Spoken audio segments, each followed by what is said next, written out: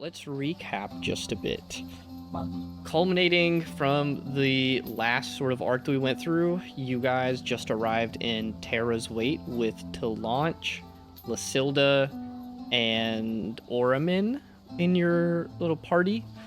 Terra's Wait is Marcel's homeland. This is where he comes from. This is where he was born and raised. He's just a good old country boy from the sticks. Not really. Terra's Wait is one of the 3 cities of Valenrun, which is like the magical capital of this nation, Wisteria, that we're in. So, Marcel, being a prince, has some pull. You guys are bringing Talanch in here to get her tried through the justice system, almost as like a third-party route, so as to have impartial people who were not involved making the decision. But Marcel seems very hesitant to sort of come back, and there's been this whole thing with Marcel not wanting to come back home and sort of avoiding it at all costs. But now you guys are here in your cart, like riding along the cobblestone streets leading straight up to the Demont Keep, which is the big palace that Marcel's family owns as the Lords of Terra's Wait. The last thing that happened was Marcel was, spotted by a kid in an alley who sort of waved him over. Marcel jumped down there and interacted with him really quick and then scared him off, in quotation marks. And then you guys continued on your merry little way. Any other additions, corrections, if anything? Oh, I think we're heading to the place to turn in a launch, because that's kind of what I was recommending. Yes, so you guys are heading to, I'm guessing, like, a part of the palace would be like the sort of prison area, or at least near it. So you guys are heading there to drop Talanch off, sort of as a prisoner. Anything else from the party? How are your characters feeling? What are they doing now that you guys are in this, like, large, bustling city? Marcel is, like, widely recognized, which is probably a little strange considering on campus he's also widely recognized, but for completely different reasons. Okay. I'm looking forward to finding a library. Lucian has his priorities straight. Nah, I like it. Cool. Well, I say if that is the case, if you guys are all sort of on top of it and ready to go, let's just pick up from there. So Marcel, you are guiding this cart through the city. I'll let you actually tell us a little bit about what we see as we go through the city, because we've talked a lot about Valenrun and Terra's Wait and sort of the things that we have put in place there. So what do you pass? How do the people react to seeing you here? What's going on as we travel through? You guys would notice that Marcel is definitely in the more on-edge side, but all the citizens will look to Marcel and be like, oh, hey, Marcel. And he'll always be kind of stressed out, but there's plenty of people like smiling, happy, going on their own way. But if you kind of look into more of the cracks or the alleys and other parts that are outside of the grand marble landscape, you'll see a bunch of dejected people sitting, trying to grab whatever scraps they can, always stepping away from the main streets. It seems like there is a clear divide between what is perfect and what isn't. And that's what Marcel is going through, or we're going on through, to a perfect area. Yeah.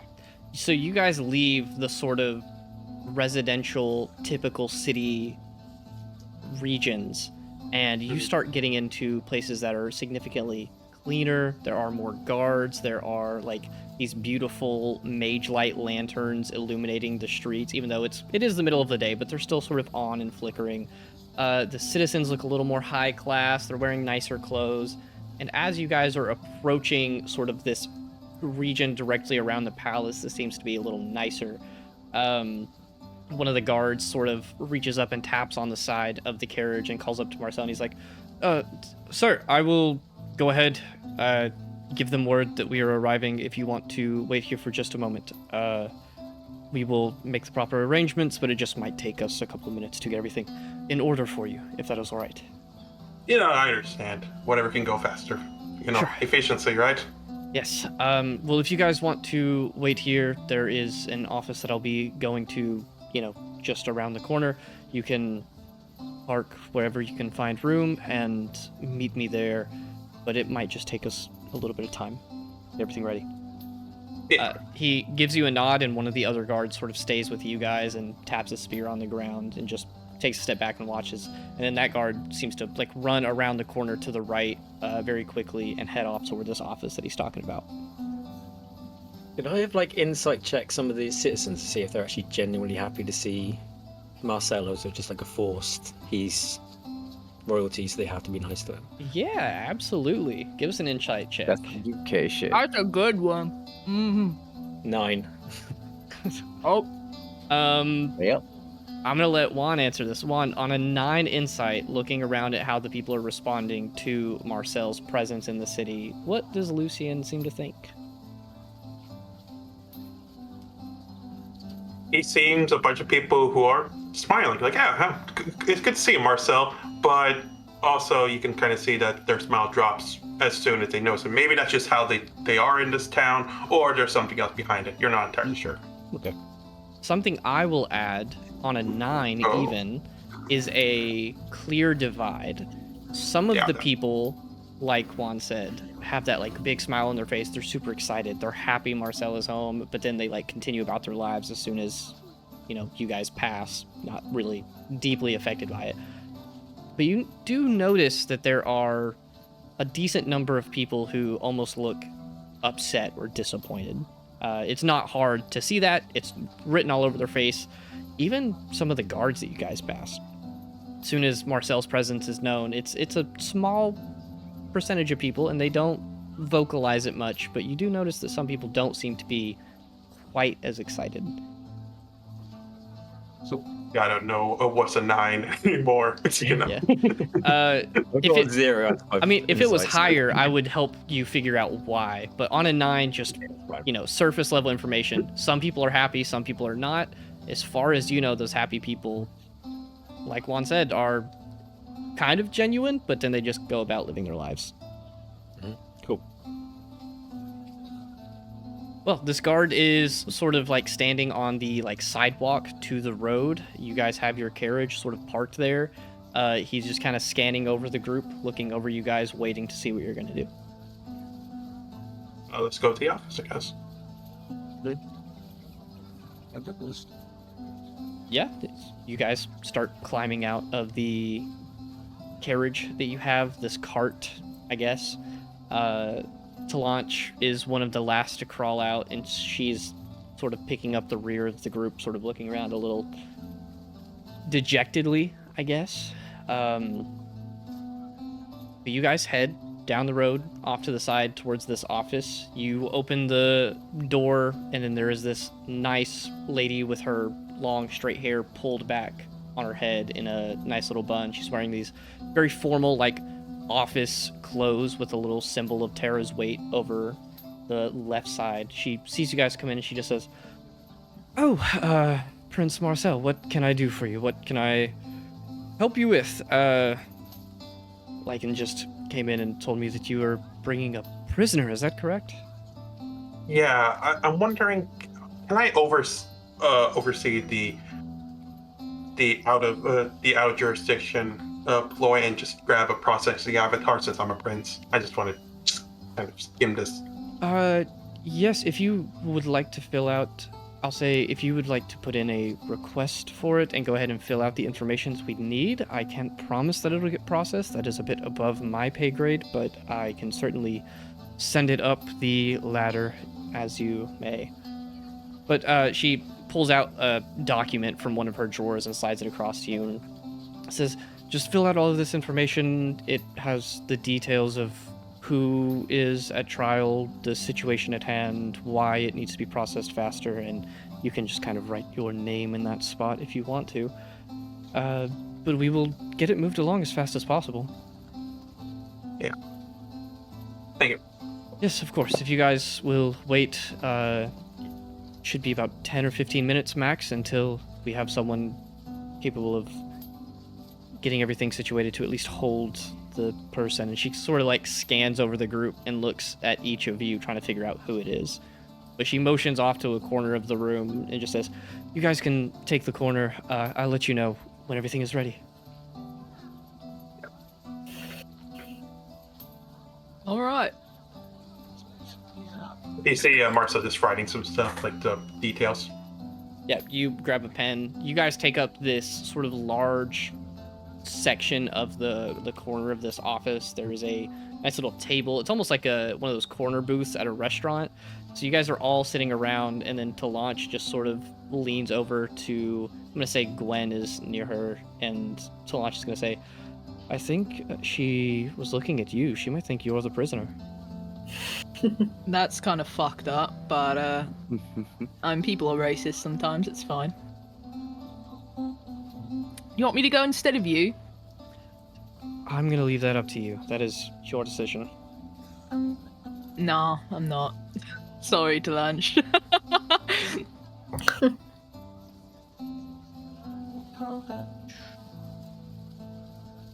you want a biscuit? I got one in my bag. No, I'm fine. I appreciate it, though. Careful, her biscuits are suspicious. Shut up, Athera. Oh my gosh. It's based by fact. No, it's not. It is. You just have a It weak is. stomach. We've been over this. I do not have a weak stomach. Okay. Marcel finishes Yeah. the page. Yeah. So you finish the page, bring it up there to the person, and she says, "Right. Well, seeing as you're standing in the city, I can easily get this, brought forward pretty quickly. Like I said, we still need to make sure that we have room to hold someone and to have people to escort the subject there. So we will get all of this situated very quickly,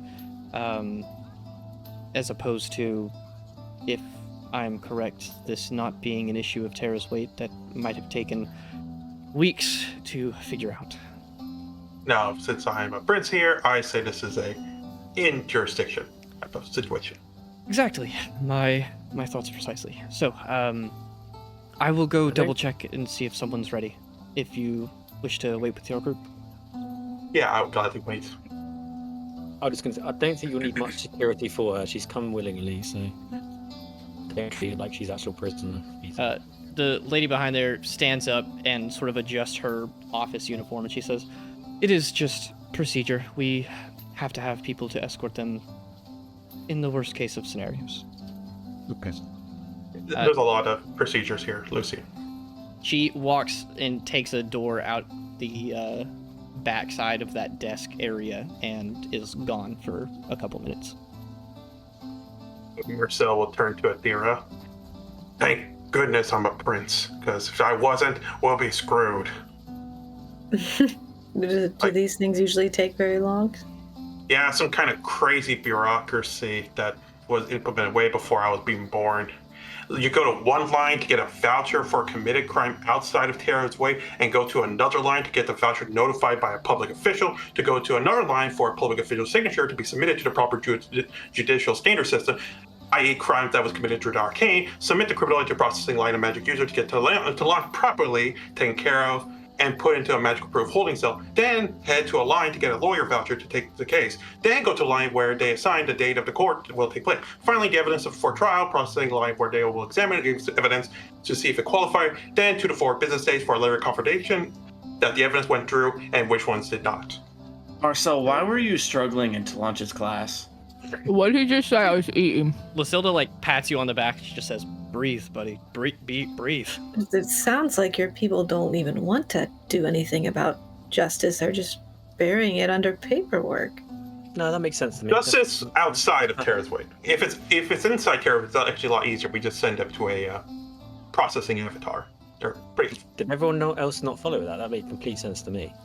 Yeah, I know. Marcel looks at me. I know. Sometimes people are slow. eaten and you can't hear because the noise of you eating is in your ears because I don't hear anything. You have to turn up the play. No, but anytime I'm around you eating, I do have a little bit of hearing loss. What the fuck? Exactly. After Marcel goes on that long-winded little speech, you guys watch as the lady comes back behind the desk and holds the door open for a very like tall and slender elven man. He's got like the short cropped blonde hair with a little bit longer on top. He walks out also in this like very nice white and purple uniform with his arms behind his back and sort of walks over to y'all's table. And he just says, I believe this is the group who is calling for a processing avatar, is that correct? Lord Marcel. Points it to launch. Yes. Okay. Well, seeing as this is, and he sort of like gently sets his hand on Marcel's shoulder, unique circumstances, I believe I can go ahead and process this myself. Nice to meet you. My name is Vedrick. I am the sort of court official for criminal processing. And as soon as I heard word that our own prince was bringing in someone to be tried, I cannot say my curiosity was not piqued. Well, justice. It's really good. Yes, justice is really good. So, who shall I be bringing in? Points it to launch. She sort of nods her head and stands up next to the guy and says, yes, and I will go along willingly. No need for extra care, I suppose. And he just says, that is understandable, but we do have procedures. You watch him take out a pair of, I don't even want to call them cuffs. They almost look more like wristbands that are made out of this like shiny iron metal. And he sets them across her arms, and then they like loop around 4 or 5 times, and then almost like a magnet cinch together. And then you watch as a little bit of arcane energy sort of pulsates around them and then dissipates.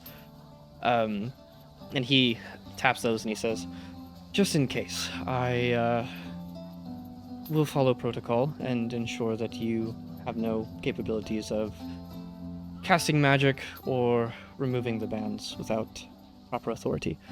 My lord, would you prefer to come with us to process this, or would you be okay if I just sent a courier to come find you as soon as we have all of the proper documentations done? Marcel will turn to us here. You guys want that, or you want me to be with them?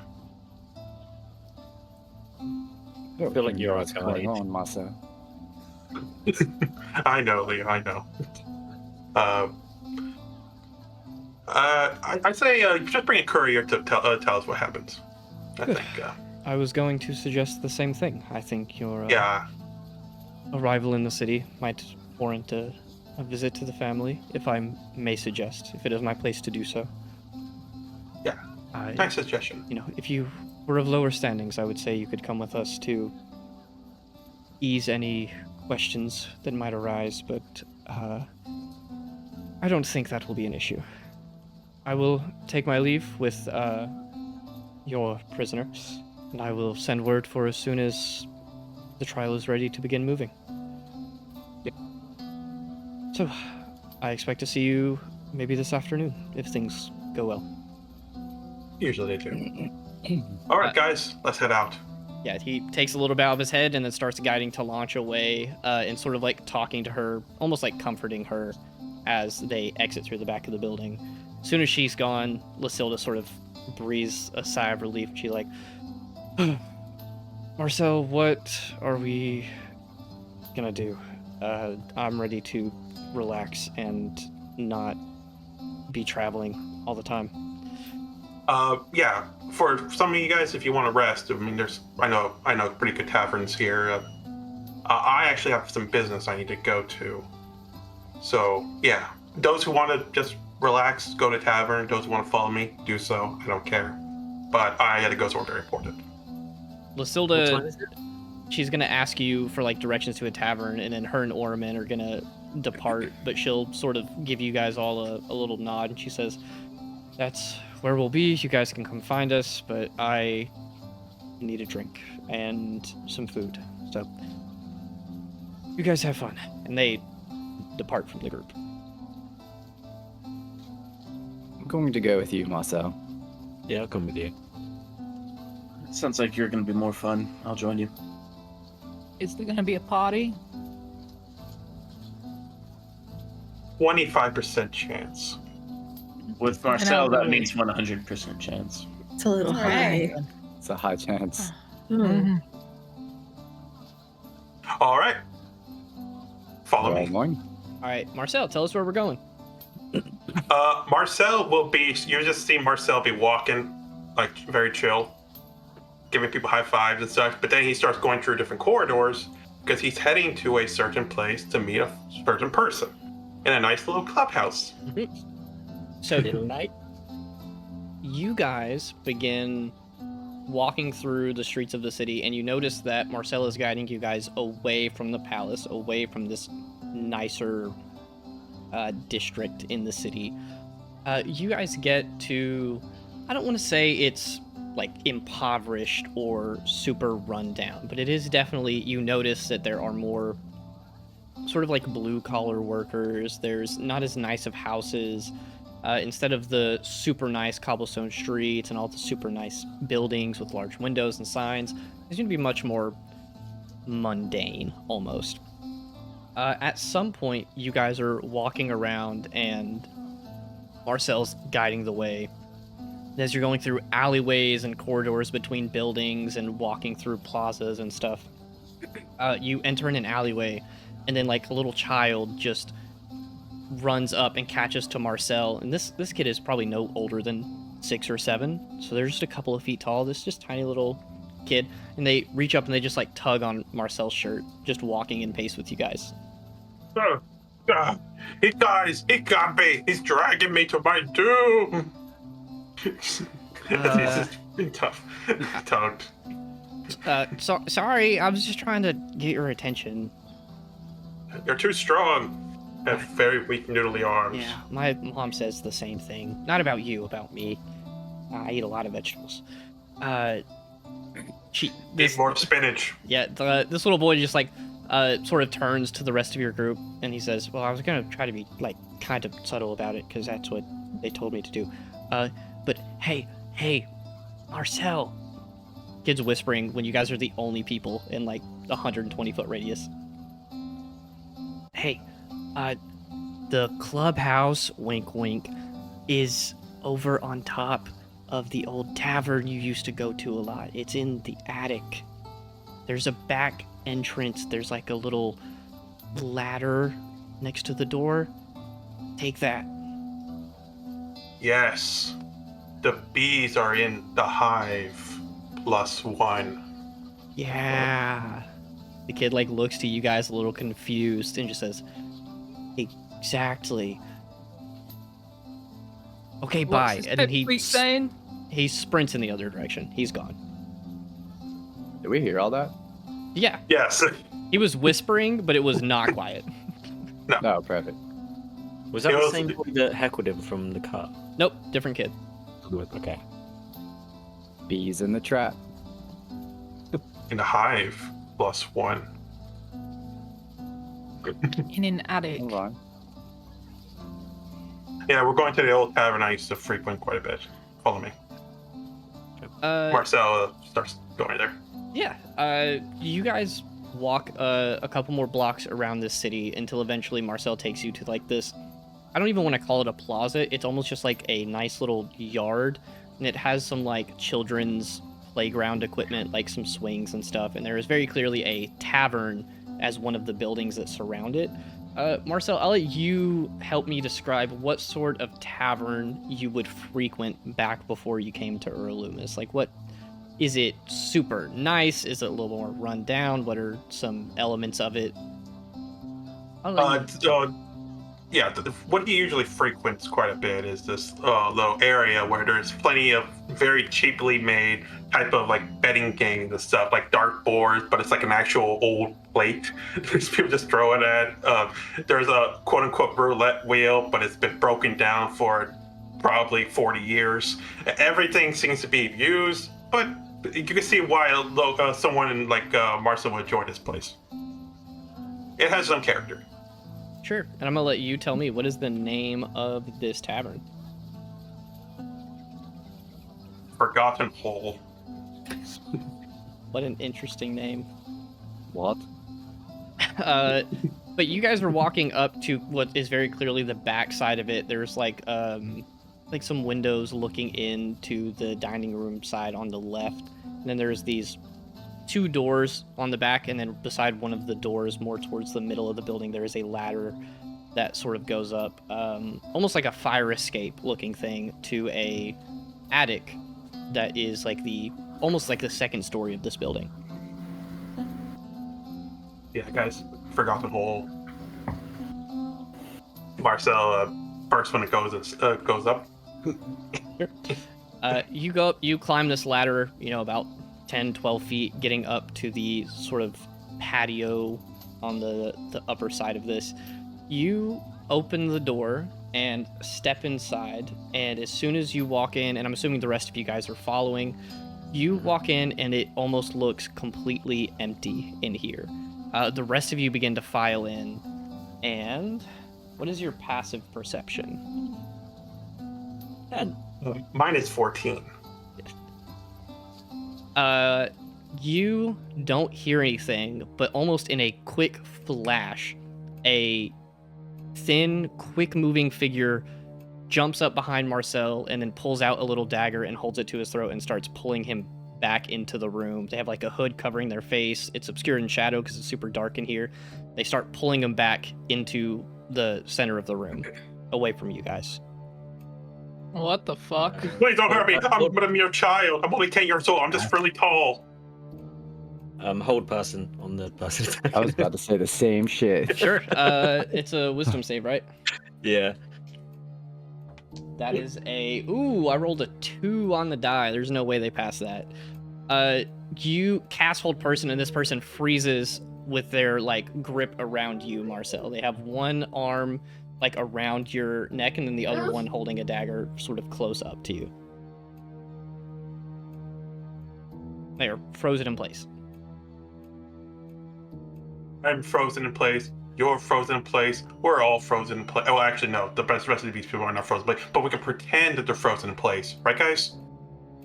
What? Yeah, sure. Good. What's going on here? This man You is don't obviously know. making an attempt on your life. Really? But it's That thing's me, pretty short, Marcel. Nietzsche. The happy-go-lucky friend. This figure is probably about like 5'6" or 5'7", so you know Yeah. this is not one of the kids. They have this like leather outfit on that's very dark. It sort of obscures their face. It's got like a very loose hood over them, and it's got like a little bit of a cloak that flows at the back that is obviously not moving now because they are stuck, sort of wrapped around you. They're still pretty short. You sure? I'm gonna grab Please. Marcel and pull him away from the figure. Sure. And can I grab the knife away before he does that? Yeah, you guys walk up and just very quickly pull the knife out of the person's hand, pull Marcel out. Marcel, I Pull the was hood fine, down. guys, the entire Can time. we not see the face? Not while the hood's still on, no. Can I They- pull the Pull hood it down? down. Like- I'm gonna let you guys know they failed the next saving throw, so they're still held right there. Yeah. Pull the hood down. Mhm. So the group immediately rushes you, Marcel, pulls you free, pulls the knife out. Ava rips the hood back.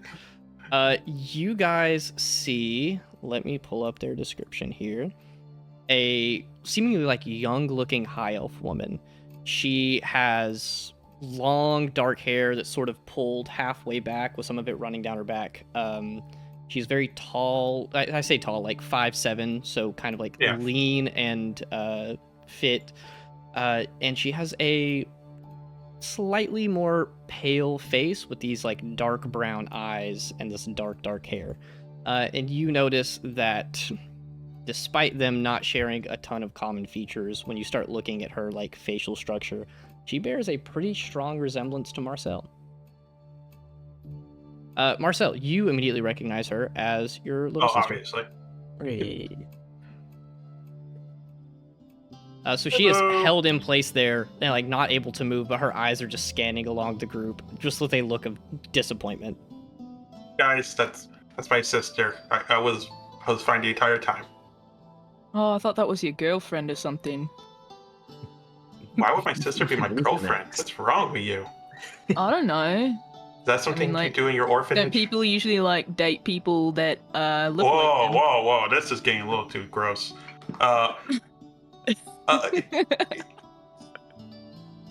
You can introduce yourself now. She's still Marcel frozen. says. I'll drop the whole person. Okay. Yeah, she can. Lucian If you drops the whole talk. person and she just... Sorry about that. I understand. I thought it would be funny. My apologies. It was funny. It was Until kind- some people took it too seriously. I I'm like know. sweating. I'm shaking. It's not like I shot her with my bow. She just kind of side eyes you a little bit. She says, Which is surprising because she does that often. He does. I do. Before she even says anything, she takes a step towards you, Marcel, and like wraps her arms around you and gives you a big hug. Oh. You guys hug for a second. She steps back and pats you on the shoulder, and she's like, "Well, you gonna introduce me to all of your friends here? They look like a really colorful group, interesting people." She's like scanning all of you up and down. You know, now I think back, you are right. They are very colorful. I'm glad I got this type of group. Leo, say hi. Hello. Adira, say hi. Hi. Rosario, say hey.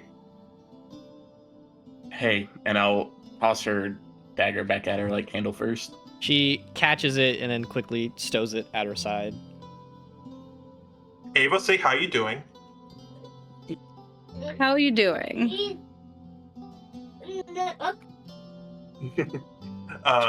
Lucian? I'll wipe my hands from the sweat and go and try and shake her hand. Lucian Delavet. She kind of awkwardly accepts it and shakes her hand. She's like, "Hi." Hey. And now, Gwen, introduce yourself. Hi. I'm Gwen. She looks at you, Marcel, and then looks at the rest of the group. She's like, "You guys just take orders from him?" He's kind Yeah, of I'm the leader. pride right now. Not really. Who said you were the leader, Marcel? I did. Okay. Wow. Wait. I worry for all of your judgment. Regardless, hi, my name's Terallis, or Tara, whatever you want to call me. Marcel's younger sister. She turns to you, Marcel, and she's like, "Hey, you know word's gonna spread really quick, and Dad's gonna hear that you're back in town, probably within the next, if he hasn't heard about it already, 30 minutes." Yeah, I made sure that they know I'm here. They're gonna find it anyway. Might as well. Yeah, well, you know if you don't go straight to the castle that he's gonna throw a fit. You guys can come out now. She calls out, and then like a bunch of kids, like a dozen of them, start coming out from behind like boxes and corners, like hidden under blankets and stuff. A couple of lights go up, and you guys watch as just a variety from like, 5 or 6 years old to like early teen years, like 14, 15, all start sort of filing out and then greeting Marcel. And probably all of them by name. You've interacted with many of them before. A lot of these kids were members of your original clubhouse group. And Tara says, "Sorry for the, awkward introduction. I was planning on having a little surprise party, and then you guys apparently can't take a surprise. Duly noted." No. Marcel, you didn't say you had kids. Why are the kids at the bar? Ain't it? It seems like It's a fun something little- he'd do with his children, to be honest. Fun little clubhouse. This is. It's got to be better places. Marcel, do you have a child army? Tara looks at you Oh. deadpan, and she's like, "Yes, we are, grooming children to fight in a war that has no purpose." And I knew it. You're grooming your own children. That doesn't sound right. Yeah. Okay. I'm surprised, Marcel. Oh, You can okay, really okay. get around. she walks up to you, Gwen, and sort of sets her hand on your shoulder, and she's like, "Gwen gets it. She's right. Marcel, how could you stand yourself? Look at all of these children that you abandoned. You're supposed to be taking care of them." So he's a deadbeat dad too. He's a deadbeat dad. You didn't even pay child support. That's crazy. All the kids start Right. like snickering and laughing very clearly in on the joke. I get it, Tara. Marcel understands like the layers to that comment. A couple of the kids run up and they like hug your leg and they say hi to you and then like slowly make room for everybody else to come in. And then after a minute or two of you guys all sort of like greeting each other, a couple of the kids walk up to like Gwen and Leo because no one here looks like you guys. And some of them are just like, oh my God, you have scales. Or like, why is your skin green? Just very goofy, childlike Said the things. 8-year-old. Why is your skin green, man? It's like, whoa. You got some candy that was at the bottom of my bag. Yeah, you start giving it out. The kids get super excited about it. Yeah. And then eventually, Tara is, again, like, talks to you guys, and she says, okay, Marcel, have you, like, briefed them on... I'm assuming they're going with you to the castle.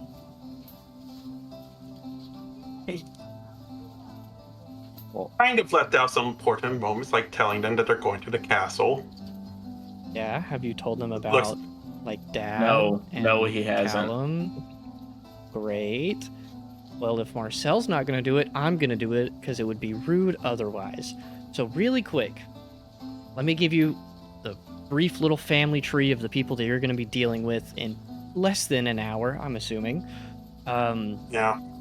So, Lord of Terra's Weight, Americ Akameli, the big guy himself, that's our dad. He's a little bit, he's got a stick up his ass. He spends more time working than he does with us.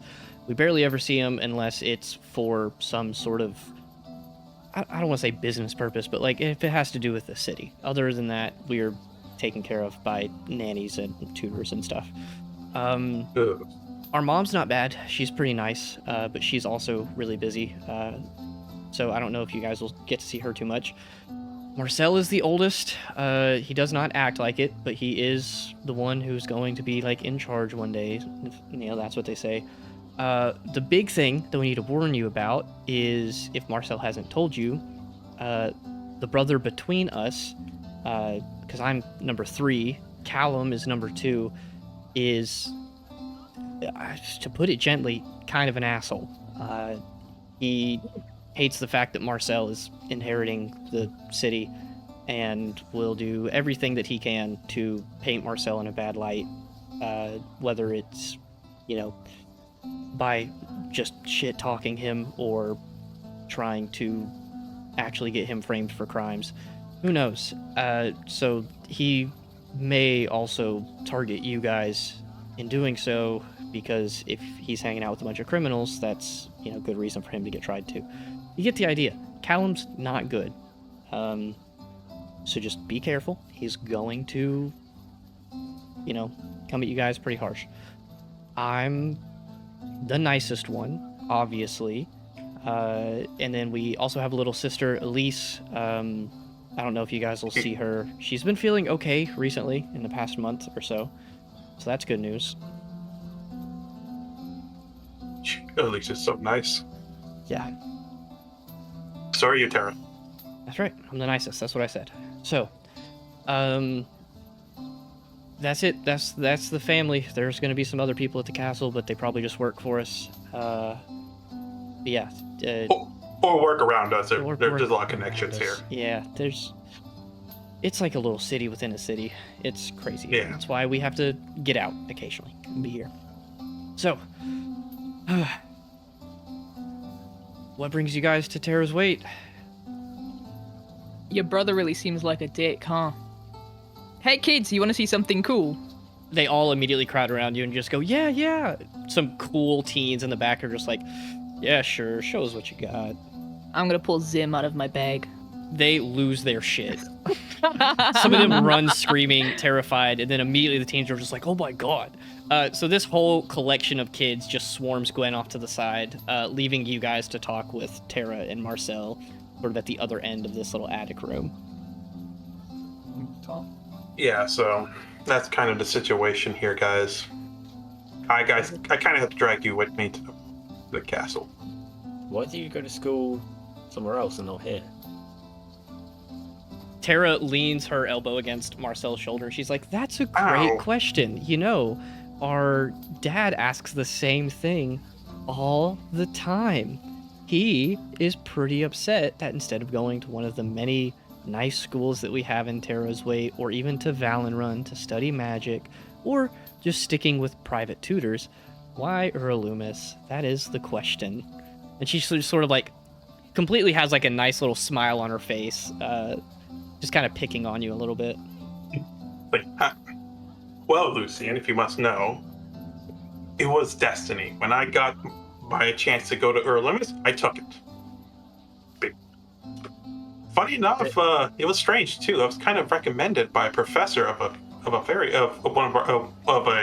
magic professor in Terra's Way. He told me to go to Loomis, and then when I was in my cavern partying, I got a letter. So that professor must have known something.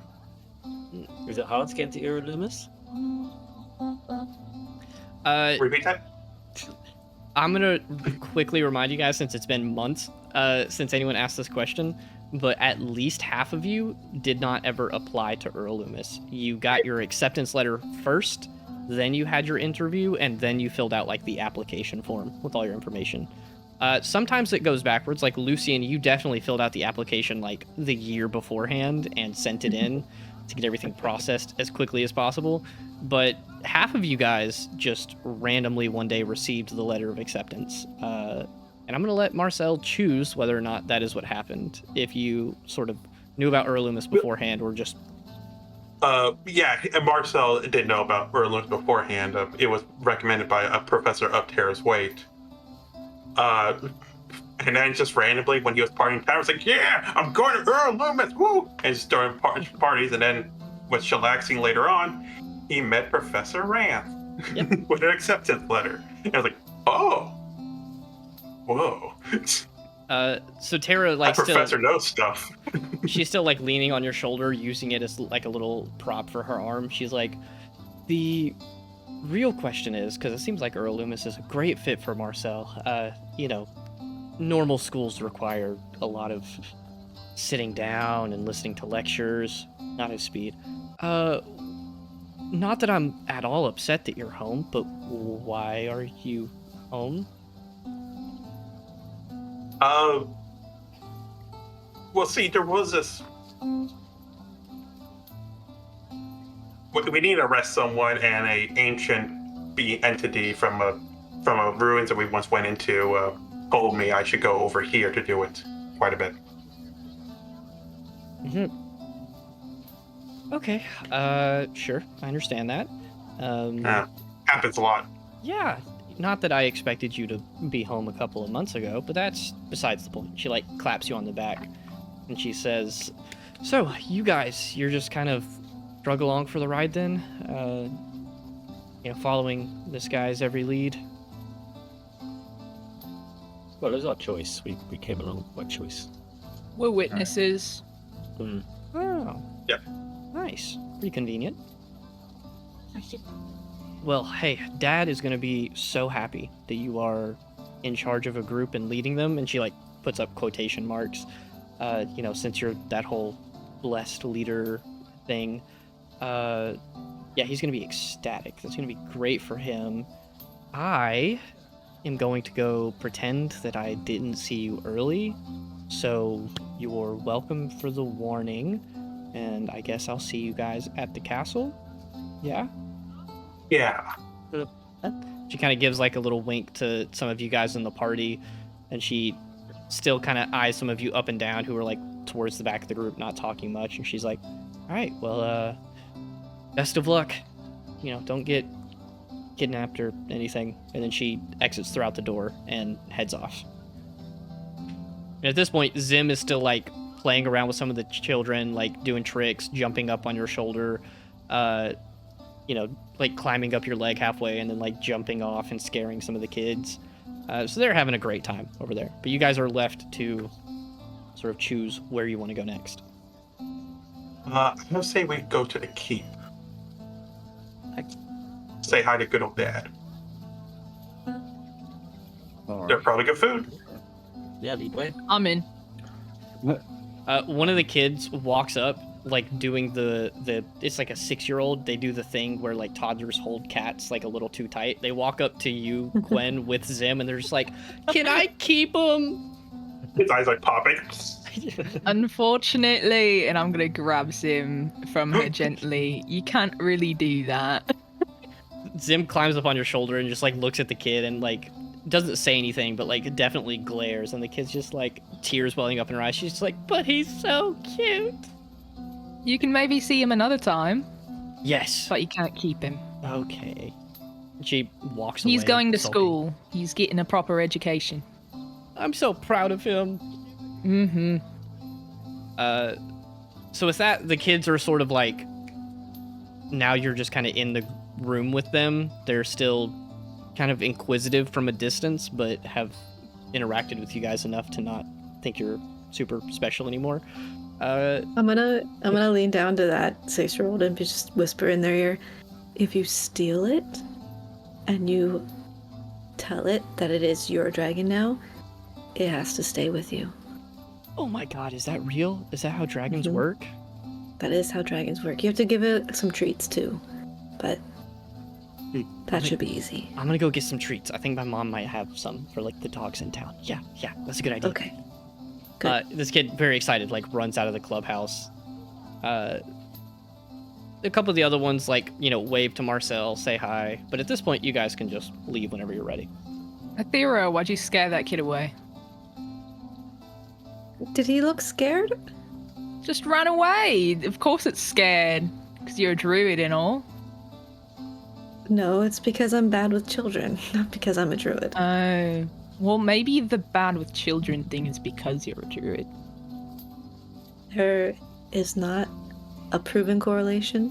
I feel like that's a good correlation. I think that your perspective is biased. Maybe, but I don't think I'm wrong. You never think you're wrong. Of course I don't. I'm me, and I'm the best. Well, if you say so. Thank you, Athera. Oh my god, I'm glad you can Yeah. agree. That's something we can both agree on. I'm like, turn around and roll my eyes. Now remember, kids, if someone tries to beat you up, join in. Beat them all up. Grab them like a horde of evil chihuahuas, whatever that is, evil dogs, and start ripping them apart with your little hands. Destroy them. That is how you will succeed in this world. Or just have fun and play some games. The kids Bye, are guys. just looking up at Marcel, like, in bewilderment, just like, yeah. Marcel will turn to our actual group. Hey guys, let's go head out. Yeah, that seems like a good idea. Yeah, it's good. I want the good food. Yes. Marcel, tell me where we're going. We're going to the castle. But Marcel will also tell the group that, hey, everyone shoulder to shoulder and we'll also walk very slowly, strolling. Like, look really cool. Watch. Everyone be like, we're awesome. Marcel does a really cool walk. It's like, come on guys, side by side. Walking down this main road. And I'm even guessing everyone else is remotely doing that. everyone just Nope. walking like normally. But he's Walking like, in the It's hard back. to like keep myself together if I walk that slow. I have to move around sometimes. here we stroll. So I will say, as you guys walk back through the city, after about 20 or 30 minutes, you guys arrive sort of at the place where the gate is to the actual keep, which has this castle, multiple like gardens and courtyards. It has like a small like river running through it. Very, very nice. Again, like Tara said, a city in a city almost. It's like this whole expansive place for the royal family. The guards immediately, as you guys approach, like begin to approach you, and then notice that it's Marcel, and then are immediately just, "Oh, I'm so sorry, I did not mean to intrude. Go right ahead." And they let you guys pass as Marcel is fronting the group. The look of the keep, which has this big title above the gate, it is the Dimant Keep, Dimant. It is, Trademark. yeah, it is big. It is white stone walls with this beautiful like details and engravings in a lot of the different parts of the architecture. It's got these beautiful like marble pillars with gold details on the front where you guys are going to enter in after walking through some of these like trees and gardens and stuff. There are these large pointed spires at multiple points in the castle, and you guys see multiple works of like stained glass art throughout the keep. Marcel, is Terra's Weight like named after your sister or vice versa? I think it's the opposite. Yeah, my sister was named after a god. There's a long story you can read up in the library. Okay. We have other things to focus on. Marcel's just like dodging that whole question. If the city was named after like his sister, wouldn't the city be like really young? Yeah, You know what? Let's go with that. Hey, Lucian, you know what? This entire city was named after my sister. Apparently, this is only 18 years old. Oh, 19 years Favoritism. old. It's a magnificent place. I don't know how I even was born here if it didn't exist. As you guys walk, I'll say, Marcel, you sort of point out some things to the group. You guys start walking through Cordoran Plaza, which is the like big lawn in front of the keep. There are a lot of trees. There's some places where like you used to do swordsmanship training, which was that professor that you mentioned that recommended you to Earl Loomis. There's like archery targets set up on the side. There's gardens off in like tiny little sections with some of the trees. There's a beautiful fountain in the center of this like large statue, and then water spewing up from it, coming down into this large circular fountain. And then eventually you guys approach the actual keep itself. It has multiple guards patrolling through everywhere, but a lot of them see that it's you. Some of them avoid you, and then a couple of them like walk up and greet themselves and are just like, you know, it's great to see you again. We're glad you're home. You know, let us know if you need anything. Yeah, but Gwen, do you want any food? Yeah. Give some food for her. Yeah, you walk into the keep. These giant double doors open as guards push them open for you guys. As you begin walking, there are these like really nice tile floors that sort of click underneath your shoes, or your scales if you don't wear shoes. And immediately as you guys come in, a person like a very nice like royal officer uniform with the tassels hanging down approaches you guys. He's got like this thick mustache and balding head, and he's just like, Marcel, I have heard that you have come home. Would you like me to go get your father? Yeah, Americ. Get my father here. Right. It is great to see you, my lord. He gives you a little bow and then begins like really quick turn, walking through his sort of like heeled shoes, click, click, click on the tile. Just a minute or two later, as you guys are like looking around, appreciating like this gorgeous castle, you guys watch as Marcel's father, Americ, begins to approach. He looks nothing like Marcel. He has long, straight black hair that is like very neatly pinned behind his head, with a lot of it running down his back. He's got this like pale, pallid skin tone, and his eyes look like somewhat sunken, but not in a tired way, but just in a, I guess, a little bit of dark circle around his eyes. He is like tall and thin, probably in his late 40s, early 50s, but for an elf, you can't even tell. He walks towards you guys with a sort of like aura and posture that you just know he's nobility, and he approaches you all and he says, "My son, I have awaited your arrival for quite some time. It is great to see you home. Who are your lovely friends here?" Roll call.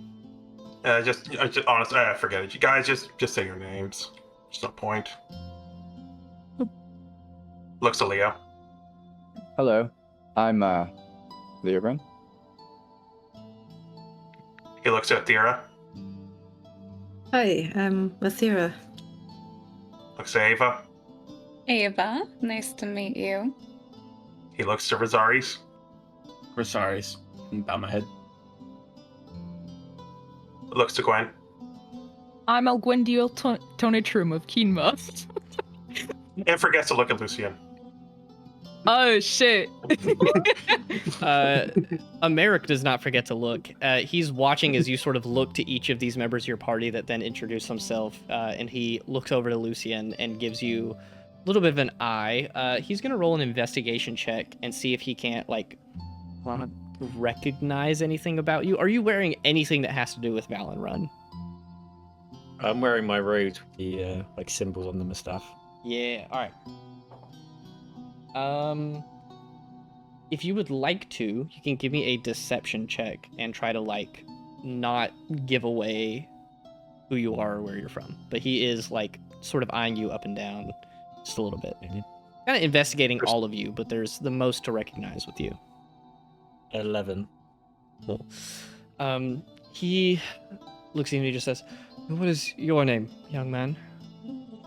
Lucien de la Vette. I don't know the French accent. Yeah.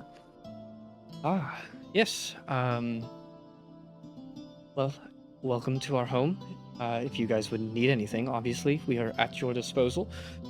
Marcel, I think it would only be proper for us to hold a banquet to welcome you back home, and as well as your friends. Have you gotten to talk to any of your siblings yet? No, not yet. I do wish to speak to him, though, after we have our own conversation. Of course. Well, I'm sure you can find them around the keep. Mhm. Would you guys like to stay for dinner tonight? We can have a large festive banquet, have you guys as our appreciated guests. We could even have specific food made to order if you have any preferences. I'm not familiar with quinoa or what they eat there, but if you have any dietary restrictions, I would be happy to oblige, or our cooks would be happy to oblige. So, is this gonna be like a party? Sure. It is our sort of party, yes. Fuck yes. Oh yeah. He kind of raises his eyebrows a little bit and looks at you, Marcel, when he hears Gwen swear.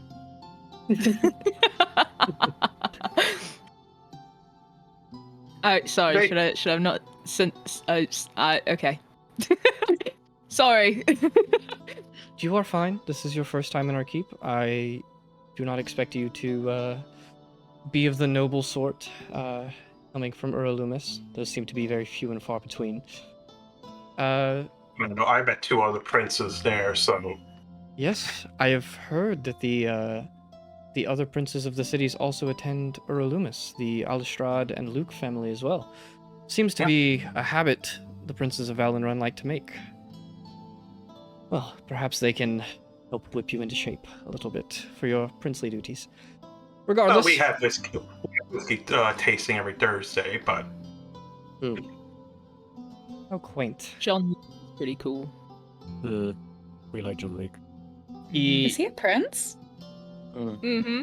Americ purses his lips and he says, "Now, I will have the arrangements made. I will let our cooks know and our waitstaff to be ready for a banquet tonight. In just a few hours.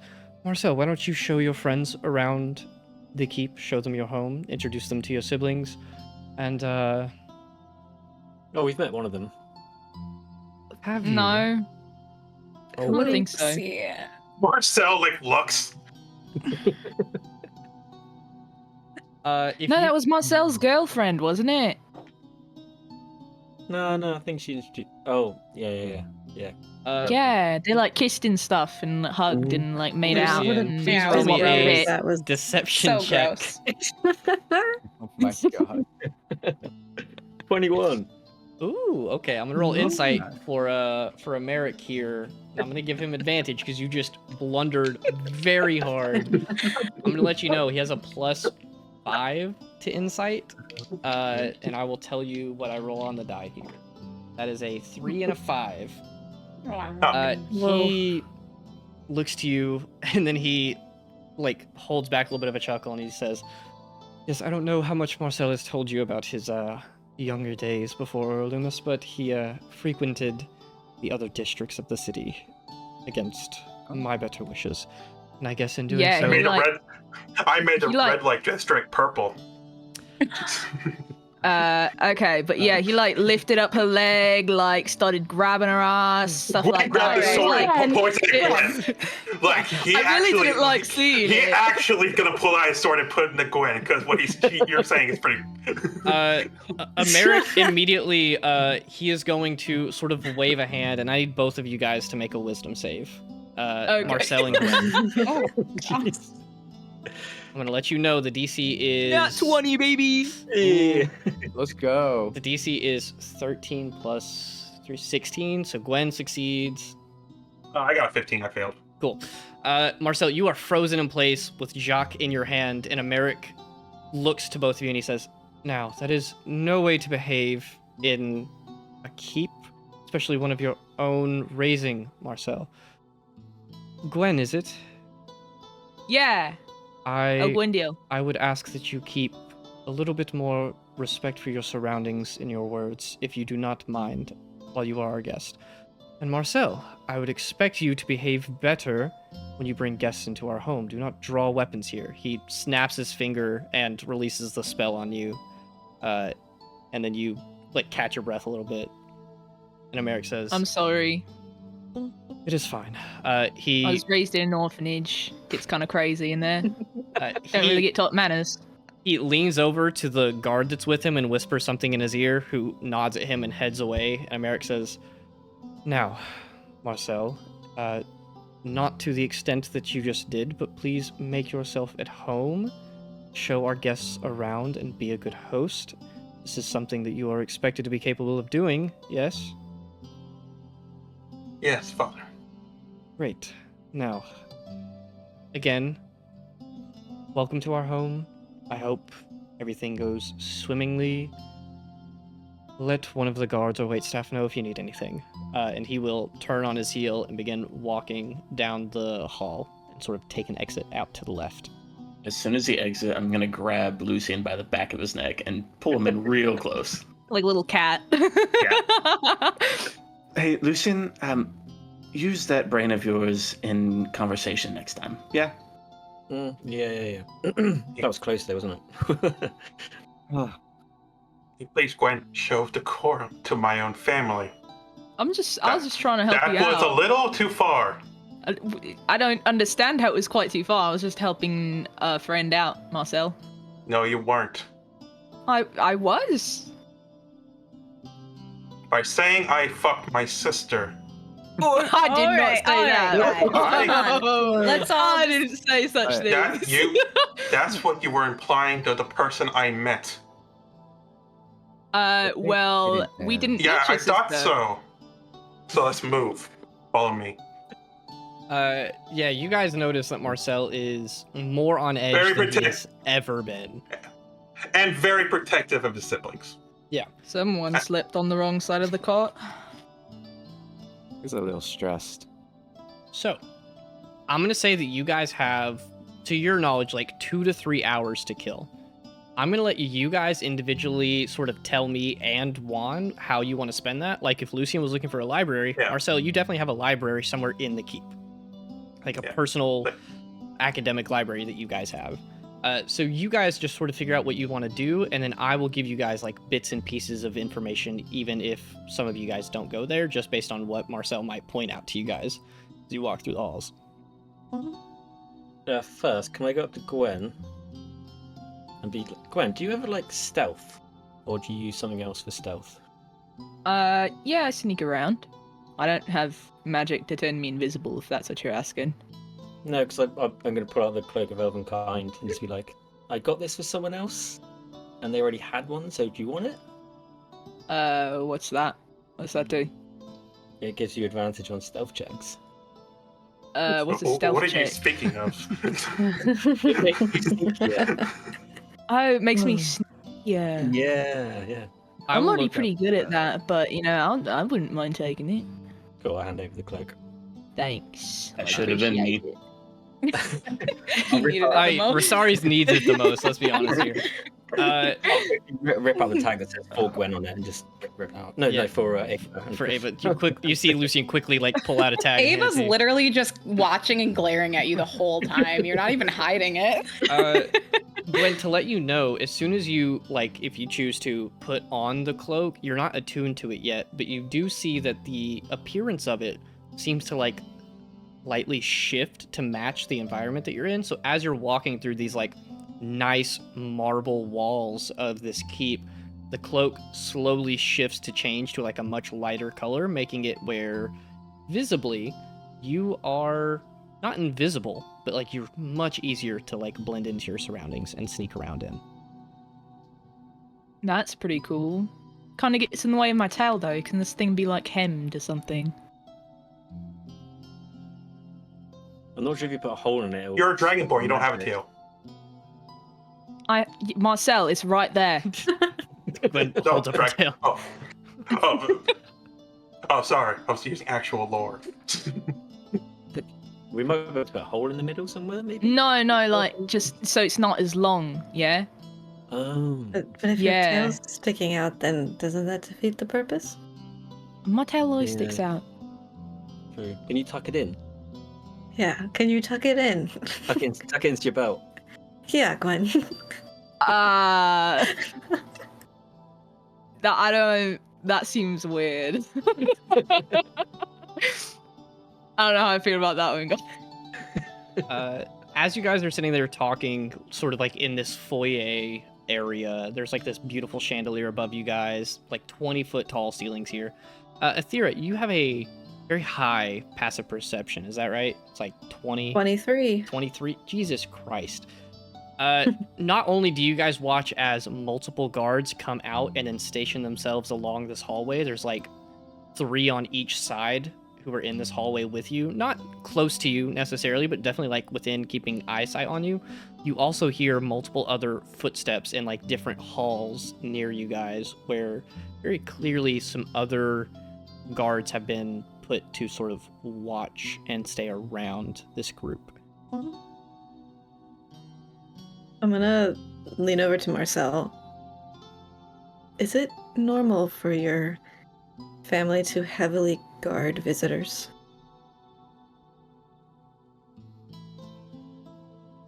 Marcel's thinking for a bit. Well, that's kind of strange. I don't really. Marcel's actually thinking quite hard about it, like because for him it was always so normal. But can he roll a history check if it was normal that they bring so many guards for visitors? Go ahead and give me a history check with advantage, but I'll give you your piece regardless. Yeah. For Marcel, you never had to deal with a... Not 20. Oh, okay. What? For Shut up, Marcel, thank you, Zach. You never experienced this level of, like, there are probably 20 guards within, like, the 2 or 3 hallways connected to you guys, like, in this wing of the castle. There was always some, like, within eyesight. It's very rare for you in the castle grounds to not be watched by someone.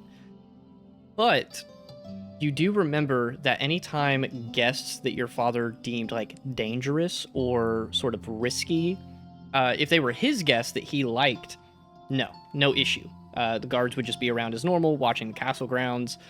But people who were deemed risky or dangerous, an extra layer of protection would be added. Yeah, this type of guard is more typical when he has a person entering the keep that might be dangerous, and well, I can tell why he sees us as dangerous. But usually it's not this much, Aethera. Your friends would be seen as dangerous? Well, Was it you know just how because dangerous I am. So think of 6 more of me's. How there's a whole lot of danger to go around. Not a lot of trust in your family, is there? I trust my siblings. All of them?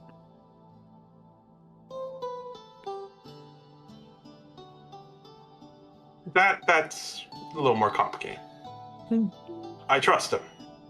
But one, I do have a difficult time of trusting sometimes. Could this be for our own protection, or I don't think so. okay? Now, Will we be allowed to move around? It would be nice to. I mean, yeah, you guys, I could take you around. They won't really stop me. Like, I could show you wherever you want to go to, if you have any interest. Honestly, I want to see one of my sisters. have you got a It'd library? be nice to meet your sisters.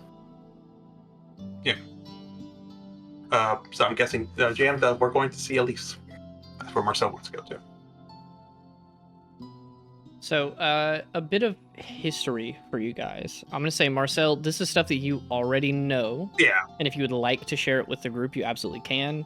Lucien, if you want to make me a history check, I'll say on a 12, you would know about this stuff.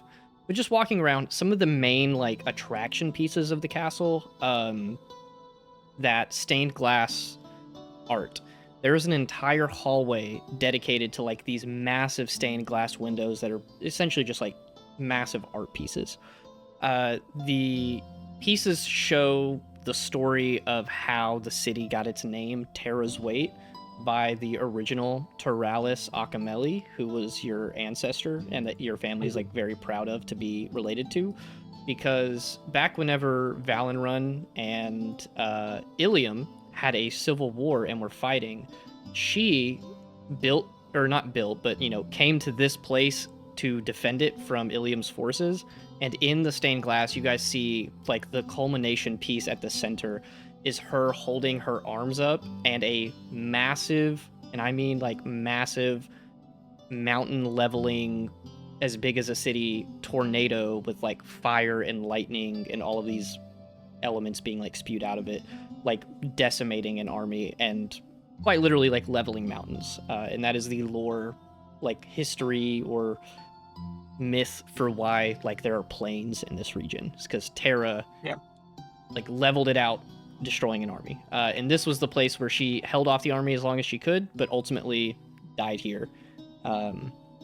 And then the second one is there are just a bunch of paintings and statues dedicated to like historical famous people, like very powerful mages, eldritch knights from Valenrun who helped protect the city, all of that sort of stuff. But those stained glass pieces are definitely like a huge historical thing. Other than that, you got a lot of typical castle stuff. You have huge banquet halls, you have a ballroom, you have a library, you have multiple like lounge areas. There are definitely a lot of offices as well for like guards to be stationed in. There's probably some barracks even for like the personal royal guard. You're guiding everybody through the halls, pointing out these things. Marcel's also pointing out every place he put a hidden Easter egg of his name. It's like, look, there's, I put my name right there. I don't think they caught it. There's my name right there. They don't think they caught it. There's my name on top of that chandelier. Ah, they got that one. Can't get them all. Yeah, he's pulling you through. Like, there is some bookshelves as like decorations with little trinkets and pieces in some of the halls. And like, if you just slightly move it back, you can see on the back side it just says Marcel. He went to lose it. Once I grabbed grab our set of encyclopedias, and I started switching every third page with each other. It really pissed him off. So where are we headed to? To Elise's room. For sure. So after walking for some time, going through hallways and hallways, you guys get to the wing where Marcel and his siblings' rooms were. Or are, I guess. Yeah. Where? Oh God! What happened? No! You're not siblings anymore. But you guys get to the door, and they're all like labeled with their names, and they have nice little decorations that you guys probably made as a family sometime. Yeah.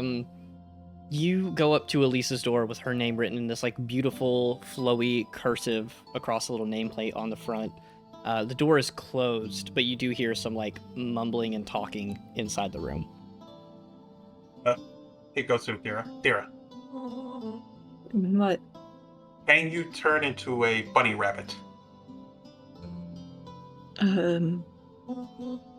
Yeah, I think so. Why? just follow me. Just do it. Because it will make a very young girl happy. Do I need to pretend to be a real rabbit? As long as you want. I can give you a good moment when you can turn back to normal. I'll just say, oh, there you can turn back to normal. Very simple. Okay, you want me to do it now? Yeah. I have an idea. What if the kid accidentally like strangles you or something? Don't worry. I'm got used to that. That Now, like cuteness go. aggression. Is it? I don't want to think about that. I will wild shape into a rabbit or a bunny or whatever. Everyone beyond Athera, step back 5 feet. The bunny just looks entirely concerned, like, wait, what? Okay. Marcel knocks on the door. 1, 2, 3. 1, 2, 3. 1, 2, 2, 3. You give that sort of patterned knock, and you hear the voices inside. You hear some like very slow footsteps approach the door. It opens, and you see whenever I say old, this woman is old. She has wrinkles for skin. She's got like the sort of slightly fuzzy gray hair, like, you know, not pimples, but like blemishes all over. This is Dame Angeline, who you know was one of your nannies, and she opens it up, and I'm not going to attempt to do an old lady voice because I will embarrass myself on the internet forever. But she looks at you, Marcel, and she's like, come on. "Oh, Yeah. Marcel, you're home. I am so excited." Her face completely just devoid of emotion. Don't worry, Dame Hag. We're fine. Her name is Angeline. What? I've told you I don't appreciate that nickname. I'm assuming you are here to see your sister. She's a fortune teller, too. She knows these things. Oh, yeah, of course. I'd love to see my sister. Is she in her As room? I suspected, yes, she is inside. I will give you to your privacy. And then as she begins walking out, she says, "Not a fortune teller, you're just predictable." And she begins walking off down the hallway, but she calls out to Elise before she goes. She says, "Elise, don't forget to take your medicine within the next hour." And then she takes her exit. You guys enter, Marcel, at the No, Marcel will do this first. He will open a door, pick up a tear, and go, "I'm being attacked by a bunny rabbit. It's rolling in my eyes." And he's walking backwards and backwards, closer I'm to gonna Elise's start bed. kicking him with my back feet, like, hard in the chest. Yeah, you guys watch as Athera, who, if you want to say you did it, I think it would fit better to say you took the form of like a big jackrabbit, not just like a cute little fluffy bunny. Yeah. Okay. I told you guys, druids are evil. I have never faced such a great evil before. Kicking Marcel in the chest like crazy. You guys watch in, and laying on a bed, sitting up with this little sort of like brace wrapped around her chest from like shoulder to waist, almost like in a diagonal, with a like magical plate set against her chest in the center, is this little like 10 or 11-year-old high elf girl. She is quite small and frail. She has that matching pallid skin that Marcel's dad did, and those sunken sort of dark eyes. Like, she looks very similar to him. She has dark, like pitch black hair that's sort of cut short, like just past her ears. And she is like laughing and giggling as Marcel, falls back into the room being attacked by Athera. I have been vanquished. I'm sorry I couldn't save you, at least from the beast. And Marcel falls over, but slowly puts like Athera on the bed. She giggles and laughs, and she's just like, "Not again, Marcel, you always get defeated by the cutest of things." And she reaches forward and starts petting you on the head, Athera. I'll like get as close to her, but being careful not to do anything that would hurt her. Maybe like nudge my head against her hand, let her do whatever. She's like so gently just like petting you, with your ears off to the side, and then she like pets you on the back, and she just leans down as best she can. She's like, "What's your name, little rabbit?" Marcel puts his hand up. Her name is Athera. Athera. That's a interesting name. Marcel, did you give this rabbit that name?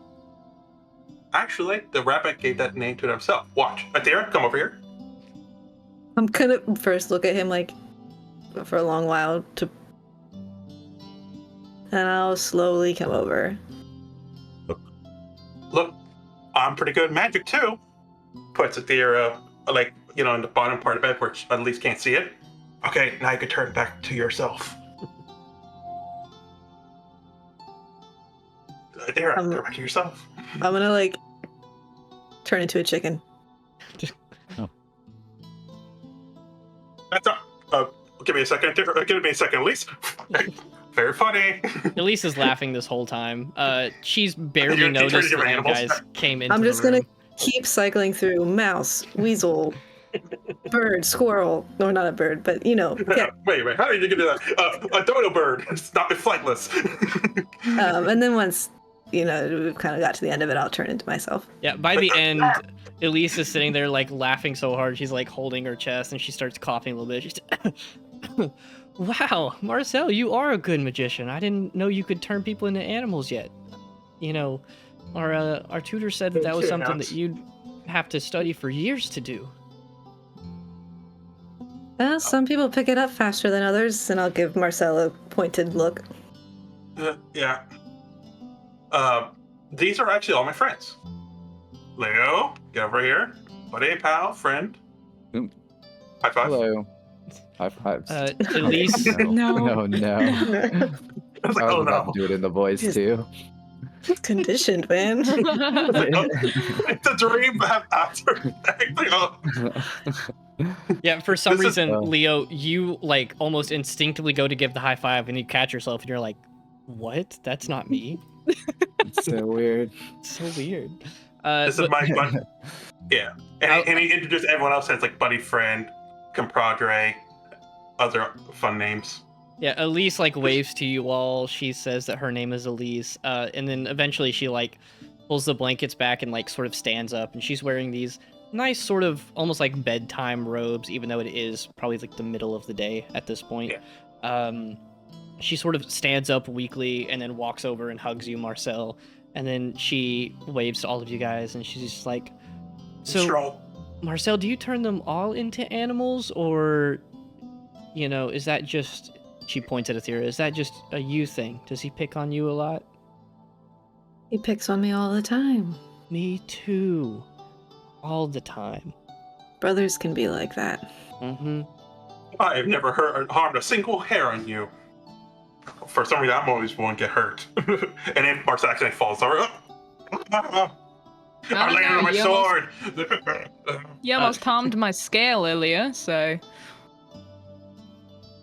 She walks up to you, Glenn. She's like, I've never met a dragon before. Can you breathe fire? not fire, but I can breathe lightning. Whoa. Yeah. It's cool. Much Marcel, better why than can't you fire. breathe lightning? I know I can't breathe lightning, but I spit fire. I don't know if you guys know this, but he's really lame. Yeah, he is. Picked up on that. Right. Yeah. I could show you if you wanted to go outside. I can't. I'm not allowed. What the heck? Why not? Because I'm sick. Go outside for like a second. Don't take that long. Marcel's like, she really does have condition. Okay. What if I do it out your window? She looks You at got a you, window, Marcel. She does have a window. Yeah, let's have a window. Like, okay. When we're outside the castle, you'll see something really cool from my friend over here. Points to Quinn. I can watch. We have our courtyard downstairs. Sometimes when I'm feeling really good, I get to go down there. So I'll watch from the window and see. I just meant like stick my head out the window and just do it right there. Oh, I see what you're saying. Yeah. Yeah, so pretty much she's saying like open the window, but she would just breathe her energy out through the window. Yeah, Elise is just looking at you to see if she would have permission to do that or not. Yeah, you could do that. Do it right now. Okay. Yeah. You walk over, Like- pull open one of the windows. You want to use your breath weapon on this? I'm using my breath weapon. Hell yeah. You use your lightning breath, and like multiple arcs of lightning sort of spew out in a straight line, and they start arcing around, eventually dissipating after however much it is. I think it's like 60 or something feet. 30, 60 feet. Either I way. think it's something like that. I don't know. Yeah. Elise like starts clapping, and she's just like, "Oh my god, wow!" And then she kind of walks back over to the bed and sits down on it. Marcel will treat her very carefully. So I'm backing up and like covering my mouth with my. she's like pointing at each of you. COVID times. She's like, okay, so you're a dragon and you can breathe lightning. Marcel turns you into animals. You're made out of metal. You're green. And he has eyes in the back of his head. He has eyes. That's why he wears the helmet. That makes Yeah. sense. Mm-hmm. And then you have red hair. Is that your superpower? I'm really good at hiding too. I used Hide to and play seek with hide and me, seek I'll all the always time. win. I always win. Oh, really? I always win. Was that I'm a good at hide and challenge? seek too. It could be a challenge. All right, I'll take you up on that. And Can I join? All right. Yeah, but it's gonna be easy to Yeah. find you. No. No, she I'm got good at a it. brand new little handy dandy item. No, I can do it without it. Oh, Take it off, yeah? put it in my bag. Yeah. Trust. All right.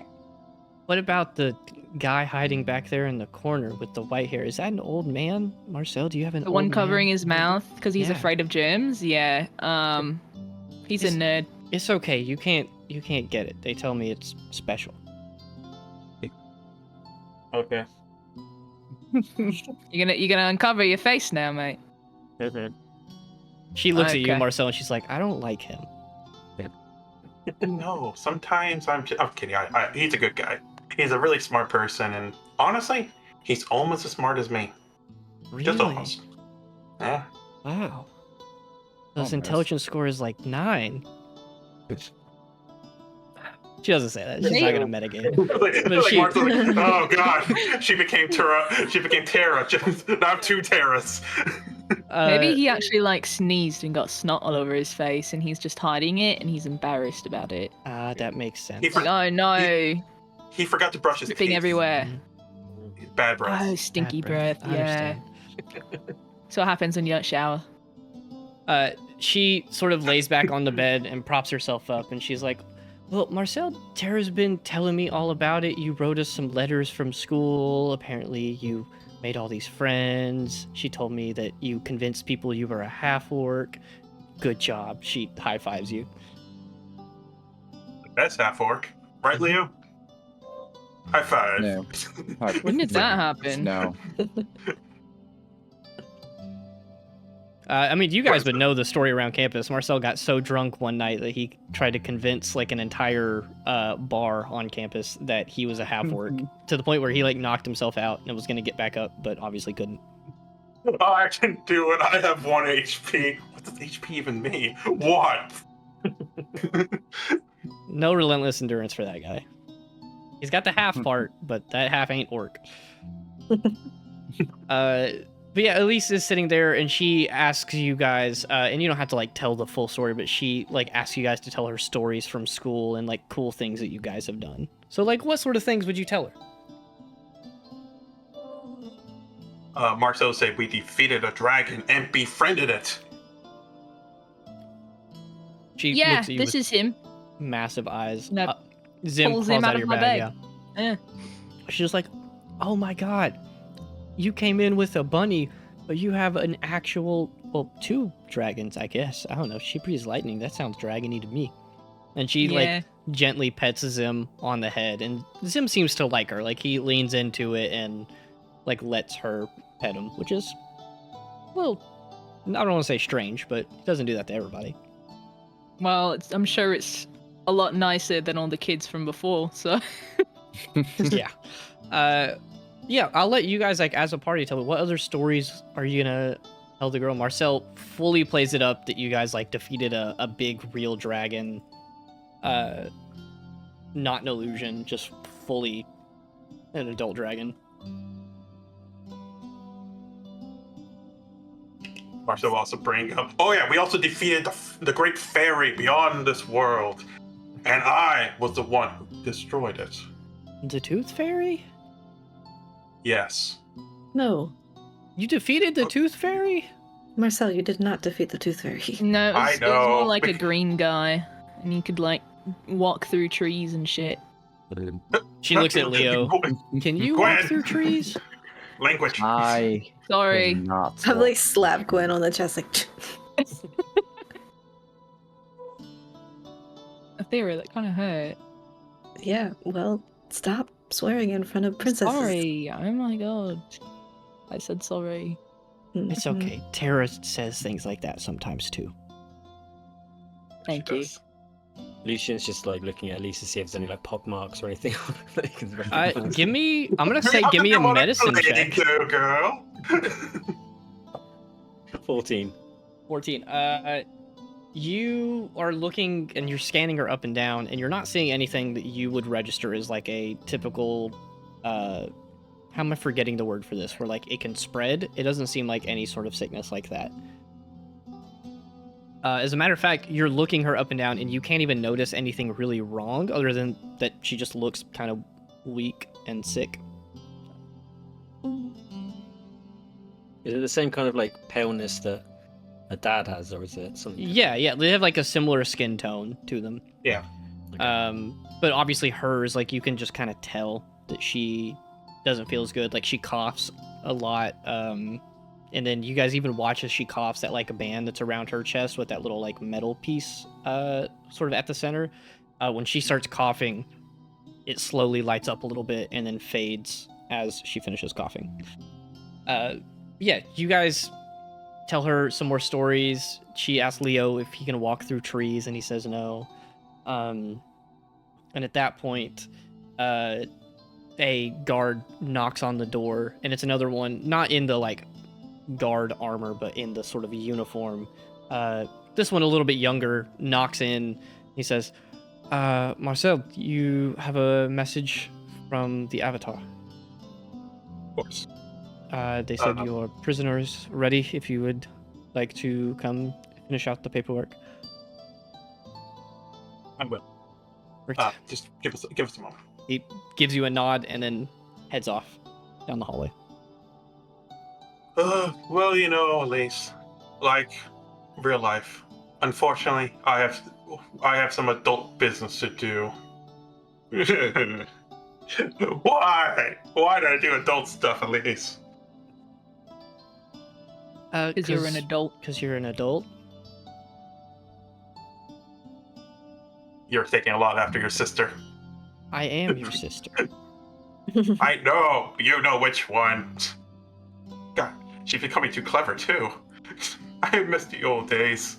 She reaches up for a hug before you leave, and she like grabs you around the neck, and she's like, "Okay, well, keep writing to Tara. I typically just have her help me write, and then I know. Keep telling me stories about all the dragons you defeat and all of the people on campus." And you can write to me anytime. Well, yeah, Because Tara helps me out. I want to see your progress. I want you to become a greater warrior than me. I'm And trust me, working on I'm a pretty great warrior. it. With that, she gives you a smile and waves to you guys. She was like, "It was nice to meet you. It was nice to meet you too. If you ever learn how to breathe fire, let me know." I don't know about that, but Zim might be able to. Zim The looks up at dragon. you and he just kind of shrugs his shoulders. I don't know. He can do like 2 other ones. That's unusual. Dragonborn can't do that. Maybe he's Okay. special. Yeah, he's definitely special. He glares at you. Not that kind of special. Wait, Zim. Climbs back in your pouch. He's your very special dragon. He's definitely special. He's definitely special. With that, you guys exit Elise's room, and she like waves you guys out. And then as you guys start to leave, you notice she like takes a little potion that was that medicine that Dame Angeline told her to take before y'all leave. With that, Marcel, you guys just heading to the place for you to finish up your paperwork. Mhm. Cool. You guys head to one of the offices in the keep. That guy that came in and gave you guys the message tells you guys to sit down. Marcel, he sits you at an office desk and then just asks you, details on what you guys are doing, and gives you a rundown of who's available to be on a sort of trial committee right now. So as you guys are doing all of that, we will skip over that and we will take our break right here. And we'll pick back up with you guys wrapping up that conversation and going to the banquet that your dad is hosting. Word. Yeah. All right, so we'll be back in a couple of minutes. Catch you then.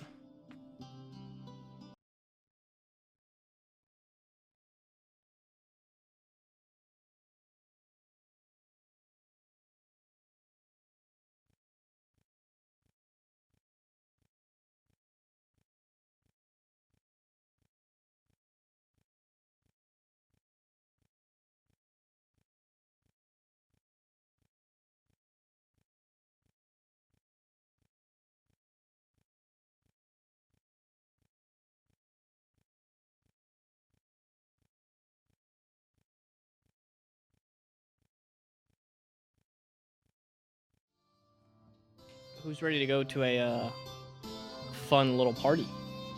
Yay. Yeah. I promise this is not our version of like a masquerade ball episode. That will still happen at some point. But Yay. Yeah, we're still waiting for a DM. yeah, Yeah. one day. After Marcel, the guards sort of have you fill out the rest of the paperwork. They ask you what's happening. They let you know who is going to be on the council, or not council, but I guess like this committee who is going to step in and act as the jury for this. They will be pulling a couple of people of high standing as well as a couple of like regular folk for this, as is procedure. A couple of the names you recognize as just like popular names around the city. Yeah. They say that things are still shifting and working themselves out because it's so rushed, so they are making sure that everybody is free. But if all goes well, we should have 10 people there to do the voting, and then in the case of a tiebreaker, they will have a stand-in for that. After all of that's finished, you guys have a sort of like member of the waitstaff who's wearing like this nice white button-up shirt. He's got like a little napkin on his arm, and he walks in very formal and he says, "The banquet is ready if you guys will follow me." Marcel's following. Yeah. Yep.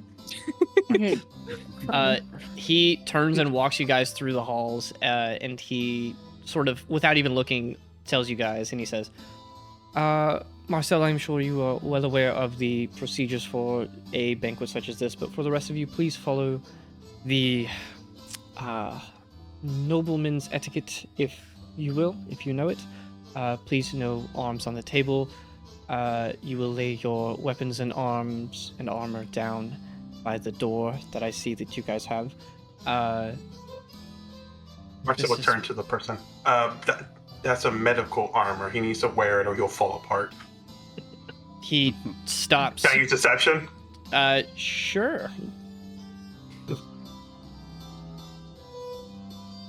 You have to beat a 16. 22. Damn. It's really sad. You don't want to see it. It looks like just a pile of cards collapsing. But he's really good at being a strong warrior. Would you be willing to take off the helmet and wear a garment over the metal? Fine, that's fine. Okay, we can make a do with that, I suppose. He continues. I thought the arms thing was like, you can't have. Well, no, you can have your arms on the table, but you can't have your elbows on the table. Or is that different? The etiquette in. I'm gonna smack Gwen again. Ow! What? He kind of turns an eye to that, and he says, No arms on the table. You should not touch the table unless you are picking something up or setting something down. As well, please sit straight, rise in your seat. Keep your manners and tongue about you. Marcel, you can fill them in with anything else. It is of a second nature to me. I am not sure where your friends come from. It is none of my business. And he continues escorting you guys. Anything to add to that? Marcel will say, if you're done with your dish, just put your napkin over the plate. They'll say that means you're done. And also, try eating. Your forks and spoons usually are more inside and outside. So let's say you're starting with your appetizer. The first fork and spoon you see in the beginning is what you use first, and then you go out and then out and then out. There's multiple sets of forks and spoons and knives. I can help you if you have any questions. I've done this before. This doesn't sound like fun anymore. He pipes up and says, no, this was not meant to be fun. This is a formality. Yeah. Wait, so can Zim get his own table? Or no. Chair. His own chair and his own table. Who is Zim? I'm gonna get him out of my bag. He stops and looks and sort of like eyes you up and down, almost like taken aback, and he says, if you would wish He's to put his own him, person. if you would wish to put him in the cordial dress that we will be wearing, sure. Yeah, he'll wear fancy clothes. I suppose if he's a part of your group, there is no reason not to. Okay, but how is he going to eat the food if he can't put his hands on the table? Because it's going to be hard for him to reach. Unless maybe there's like a booster seat. We have booster seats we will use. Cool. It's fine. He gets you guys outside. There's like these large, very nice, like wooden double doors, and he says, right, well, if you guys will, there is a table right on the other side of these doors. You will put down any weapons and armor that you have that is non-medical. And Marcel, you did not seem to dress them appropriately. Luckily, we have plenty of robes that you guys can wear over your clothes. I'm gonna try and slip my spellbook into my robes. Give me a sleight of hand check. Can I slip a That dagger into my one. boob? Not good at this. Natural 20! Ooh. I'll let you also give me a sleight of hand check. I do. You need to beat a 20. Oh, Ooh. I got exactly a 20. Yeah. Good thing you have a -1. I don't think that 20 work on checks, sadly.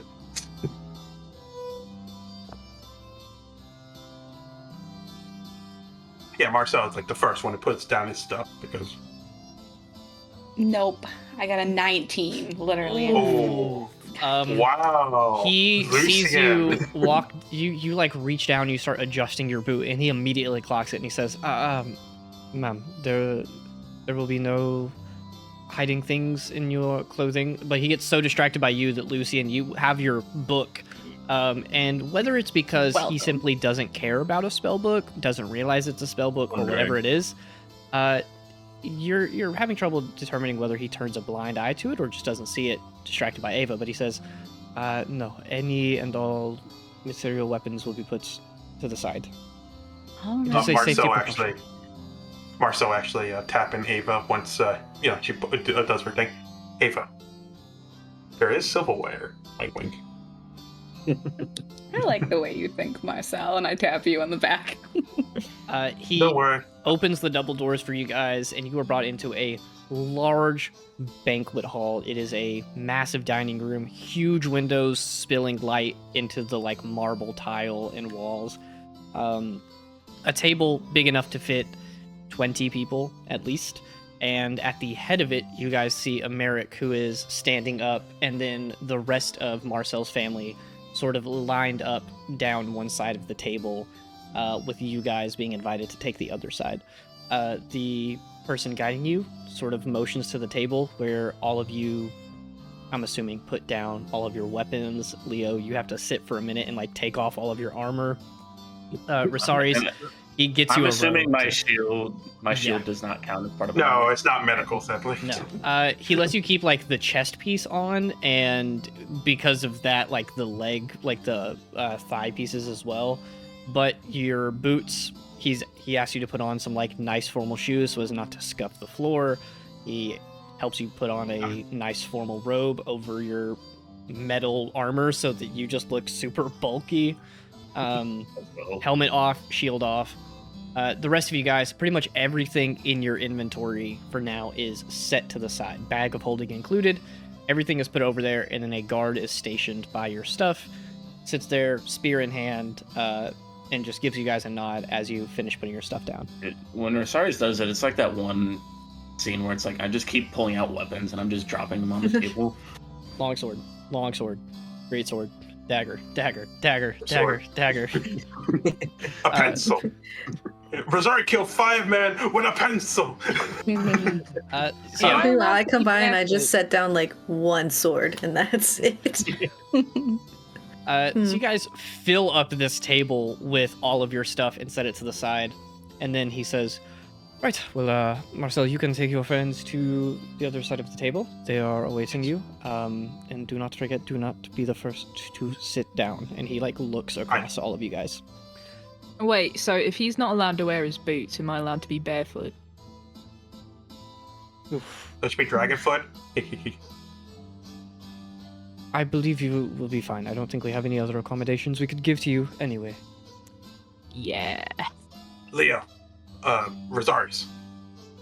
Yes. Leon, you pull Ava chair. Rosarius pull Gwen's chair. I'll pull Thea's chair. We'll go first. Sits first. So I will go ahead and paint the picture for you guys, and I want you guys to tell me where everybody's sitting. So Americ is at the head of the table, Marcel's dad. Right beside Americ, on the side opposite of you guys, is his mom, who I'm assuming at some point Marcel would have told you guys her name. As soon as I can find it, it is Mirelle Akameli. Yeah. After Mirelle is Callum, who is Marcel's younger brother, second in line. And then there's Terallis, and then Elise is set there with the nanny at her side, who is like making sure that she's okay. So you have that lineup to you. 1, 2, 3, 4, 5 seats there. Actually, I'm going to slightly amend that. There is a space between Callum and Mirelle. Marcel, you are assuming that that is where you are supposed to sit, on the side with your family, but your guests can take up the other side. Yeah. So, Lucian, you pull for Ithira's chair. I'll take that side. Wait, who's pulling my chair? Sorry. It's like Leo pull Ava, Rosario pull Gwen, Lucian pulls Ithira. Yeah. That's how it is. So you guys are still walking up, planning all of this out. Yeah. So to reset this, on the other side, you have Marcel's mom, Marcel, younger brother, and then his 2 younger sisters. So you have 1, 2, 3, 4, 5, and then the 6th would be the nanny, which would give exactly enough space for you guys to sit on the other side of the table. So who goes first and sits across from Marcel's mom and right by his dad? I'll sit there. No, I'm gonna try and beat Gwen there. No. I'm gonna let you guys roll initiative for it. And if you really want to fight it, you can start shoving each other. But we'll see how that pans out. Got a 19. Got a 20. Oh. Eat it. Oh shit. As soon as you guys see the open chair there, and Marcel's like, I'll sit on the other side, you both like quickly walk forward, but Athira's just faster because you're like helping Zim get out of the bag, getting him in his little formal, wear and everything. It's this little, it's almost like a shirt and tie, but it's all one piece that you just like clip on over him. It's like made for animals, like a cat or a dog. So it's a little loose on him. But Athira, you go and you stand at the chair right by Americ and opposite Mirelle. Who is going next? You see Marcel saying, looking to there, thank you. I just give a little nod. I'm just gonna stare at Athira. And I like nod. Glare at her. Not like, Lucy. Yeah. Gwen, Marcel will point to Lucy. Gwen, do you want to be next so you can sit opposite Marcel and towards that end? Sure. no. Cool. Sure. let me. I want to sit third if that's across from Callum. It is. So it'll go Athera, Gwen, Rosaries, across from Callum. The next one will be across from Tara. I'll take that. Cool. We got Lucian next. Then across from Elise, the youngest sister. I Leo. don't care. I guess this is me, yeah. Whichever one of us. I'll ask the better question. Who is sitting as far away from Americ as possible between Ava and Leo? I don't know. The- Do you? Who is sitting next to him? Who's the next one? Is it Lucian? Yeah. I'm at the end. Okay. So it goes Lucian, Leo, Ava. There we go. All right. All of you are standing there, and then per Marcel's instructions, Lucian, Rosaries, and Leo, you guys like pull the chair out for all of the female members of the party. But you guys, do you sit down yet? Because no one else has sat. Marcel. Gwen would have like sat down and then caught herself, then got back up. Yeah, just like grabbed onto the side and just. I would have like grabbed her arm and like hoped to shove her back up. I went at the same time. Rosaries and I both grabbed her arms. Once you are all sort of set in your spot, Americ like holds up a hand with a palm upwards and sort of motions. The doors close, and he says, "Well, I do deeply appreciate you all making the time to come here, and it is great to see you, Marcel, of course. Let us begin." And he sits in his seat, and then the rest of you all afterwards sit down. At that moment, a band off like on the stage in the room begins playing. It's just like a little quartet, just some background music for you guys. Very nice, soft classical music. Multiple courses of dishes are brought out and set in the center of the table, with a first round of like a delicate, nice, but small and rich appetizer for everybody. They set it out on all of the tables, and Americ says, "Well, by all means, do dig in." He takes his first bite. The rest of the family starts eating. There is this awkward silence that sort of permeates the room. Who is going to be the first one to speak, if any members of the party? Not me, but I would have started grabbing like my food with my hands on my plate first, and then realized everyone's eating with their silverware around the table. I will say, in between you and Rosaries is Zim's little high chair seat that he has. That's kind of like just right beside yours. And Zim even reaches over and like smacks you on the hand. Ow! I was gonna get him. Wait a second. Didn't realize that silverware was required. It is very much so. Americ looks down across the table with no one quite like starting a conversation yet, and he says, "Well, Marcel, it is great to have you home. I am very glad to see that you have not abandoned all of your responsibilities. And it seems you keep a good group with you." Yes, my entourage. They're quite fine. Your entourage, your Companions. not bodyguards. Companions seem to be a strong word. We do not call the waitstaff here companions, or the tutors you keep companions. We don't work for him. Well, Yeah, we no, work but with it is very clear that you listen to him, do you not? Not all the time, no. They're listening to you right now. He kind of purses his lips a little bit and looks at you, Marcel. He says, "Right. Well, I surround myself with very colorful individuals, as you can tell. Yes, very clearly.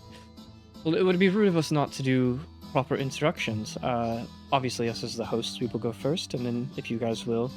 My name is Americ Akameli of House Antioch. I am the Lord of Terra's Weight, Keeper of the Demont Keep, and I am very glad to see you all in our company today. as I said, Marcel, it's good to see that you still follow your ties home and have not forgotten your duties here. And then he nods over, to which Mirelle starts up, and she has this very, like, dry, softer tone voice, and she says, "My name is Mirelle Acameli. I am the matron of House Antioch. I help keep things functioning and floating around the castle." She nods over to you, Marcel. I am Marcel Acameli of House Antioch. I am your dear friend and a student of Loomis, and also the heir of House Antioch. Two things. One, I forgot to tell you guys what Mirelle looks like. She is taller, like 5'10", 5'11". She has Amazon. A little bit. She's very, like, thin and lithe, but she has this like dark brown hair, almost black, cut in like a pixie style, and her skin is just warmer toned than the rest of the people at the table.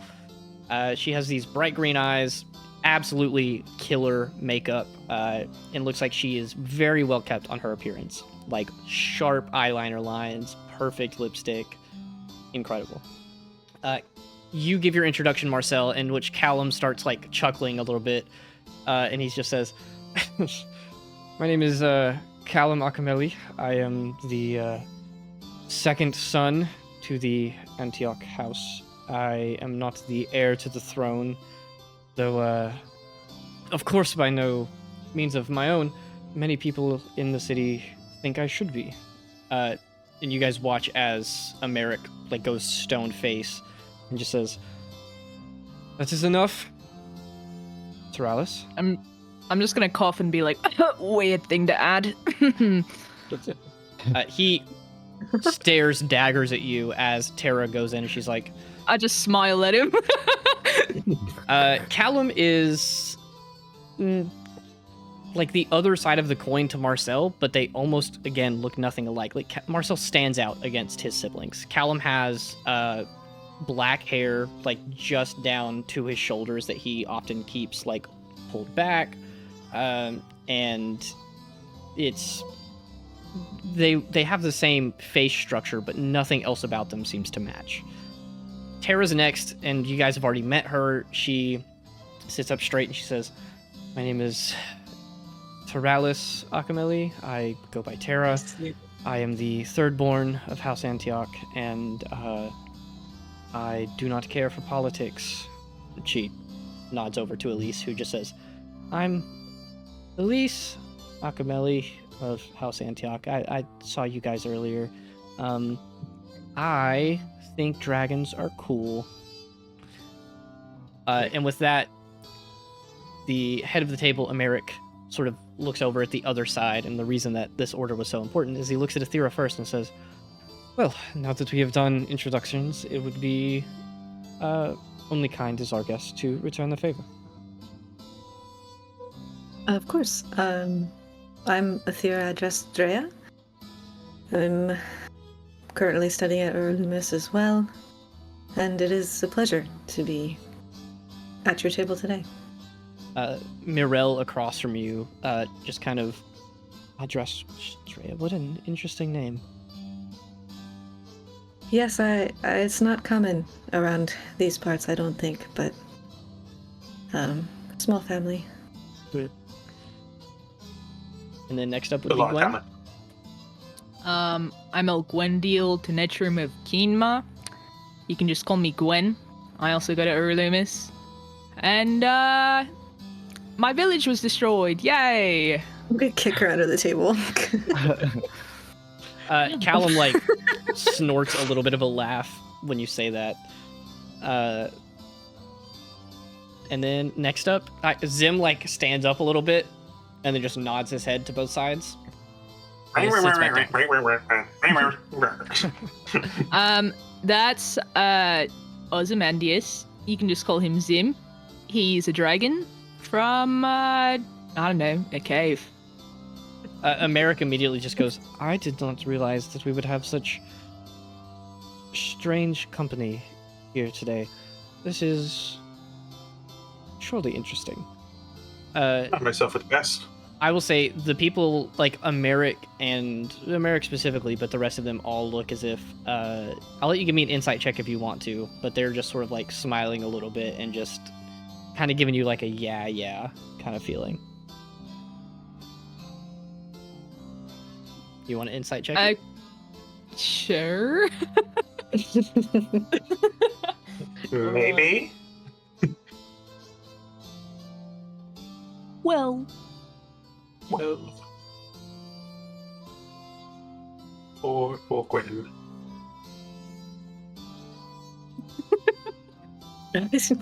What'd you get? I got a 12. Oh, shit, sorry. I thought you said well. A 12. Well. I'm gonna leave it for you to decide, but you think one of two things. Either they sound like they deal with dragons every day and this is not a surprise to them at all, or they fully don't believe that it's a dragon. And they might be like, oh, that might be like your kid or something. That's racist. But after that, Zim looks over to Rosarius, who's next. My name is Risaris, survivor of Zarenza, inheritor of the will of Sir Arion of Kill, and I also attend Loomis. Americ takes a drink from his goblet and he says, no last name, Rosarius. Emphasis on survivor of Zarenza. And He's an orphan. I think. Sure. Well, I will earn a name at some point. do not Until let then, me- I'm just Risaris. Do not let me interrupt the process. And then next up would be Lucian. Bones ran it down. I'm Let Lucian of me Valorant study my name first. from from the noble family of Delavet, and I attend Loomis. Americ sort of raises his chalice to you and he says, Delavet, a name I most certainly recognize. I am happy to make your acquaintance, young Lucia. You too. Next up would be Leo. Hello, I'm Leogrin Zargazol of Stonewall. And like everyone else here, I also attend Loomis.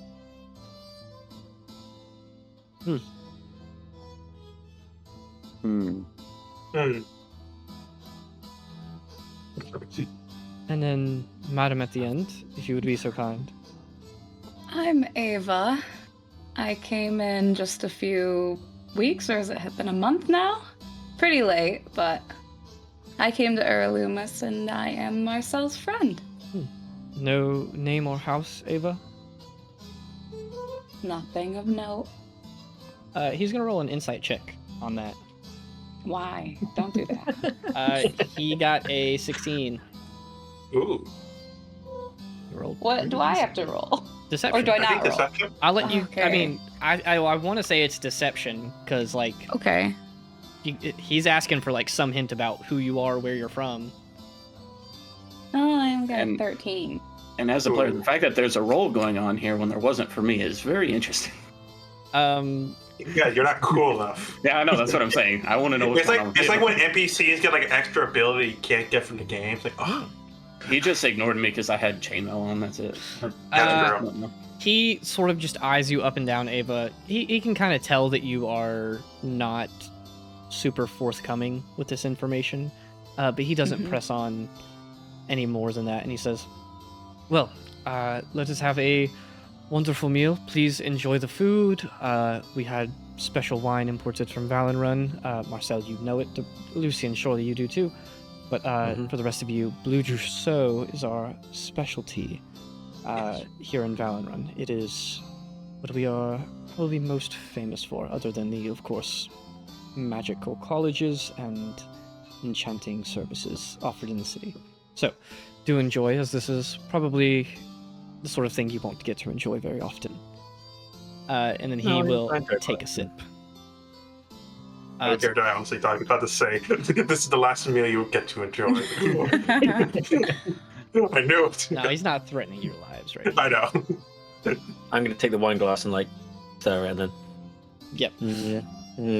and take a sip. So you guys, if you look at the wine, it is this deep vivid blue color, almost like thick, and it has this swirling like silver stars throughout it, almost like glitter.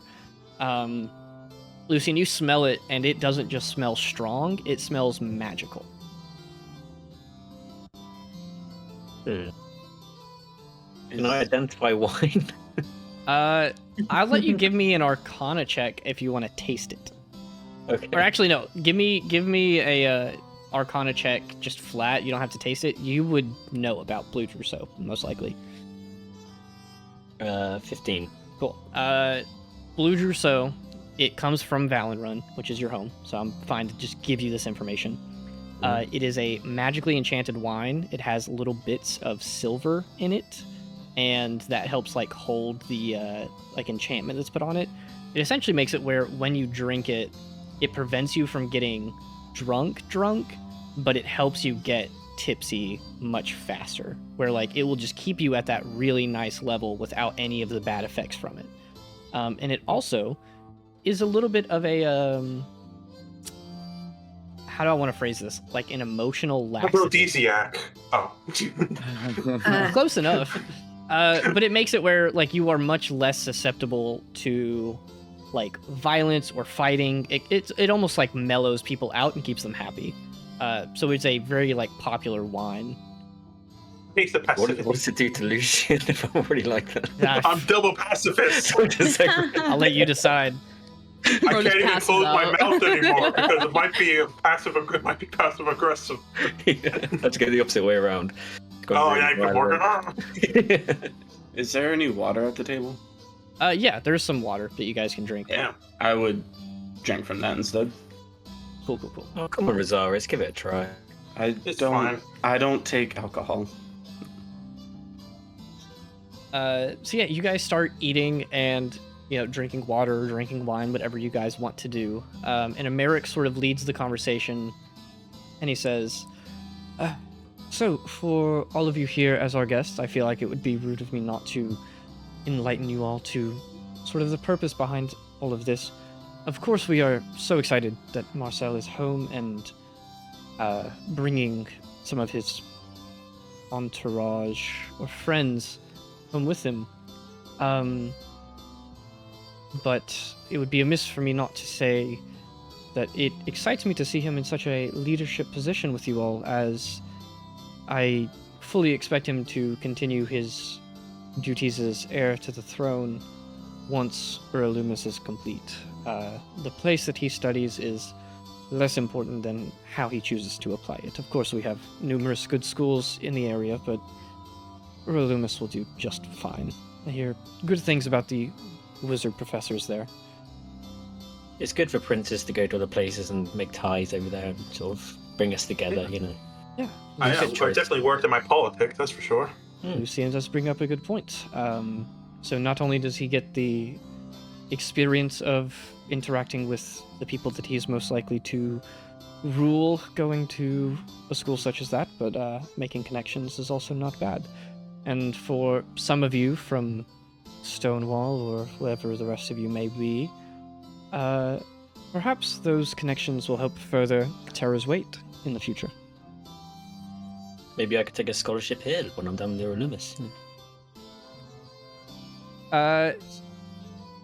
He looks at you and he says, perhaps something like that could be arranged. We'll see how Marcel's studies turn out, and if you guys continue to work together in the future. Cool.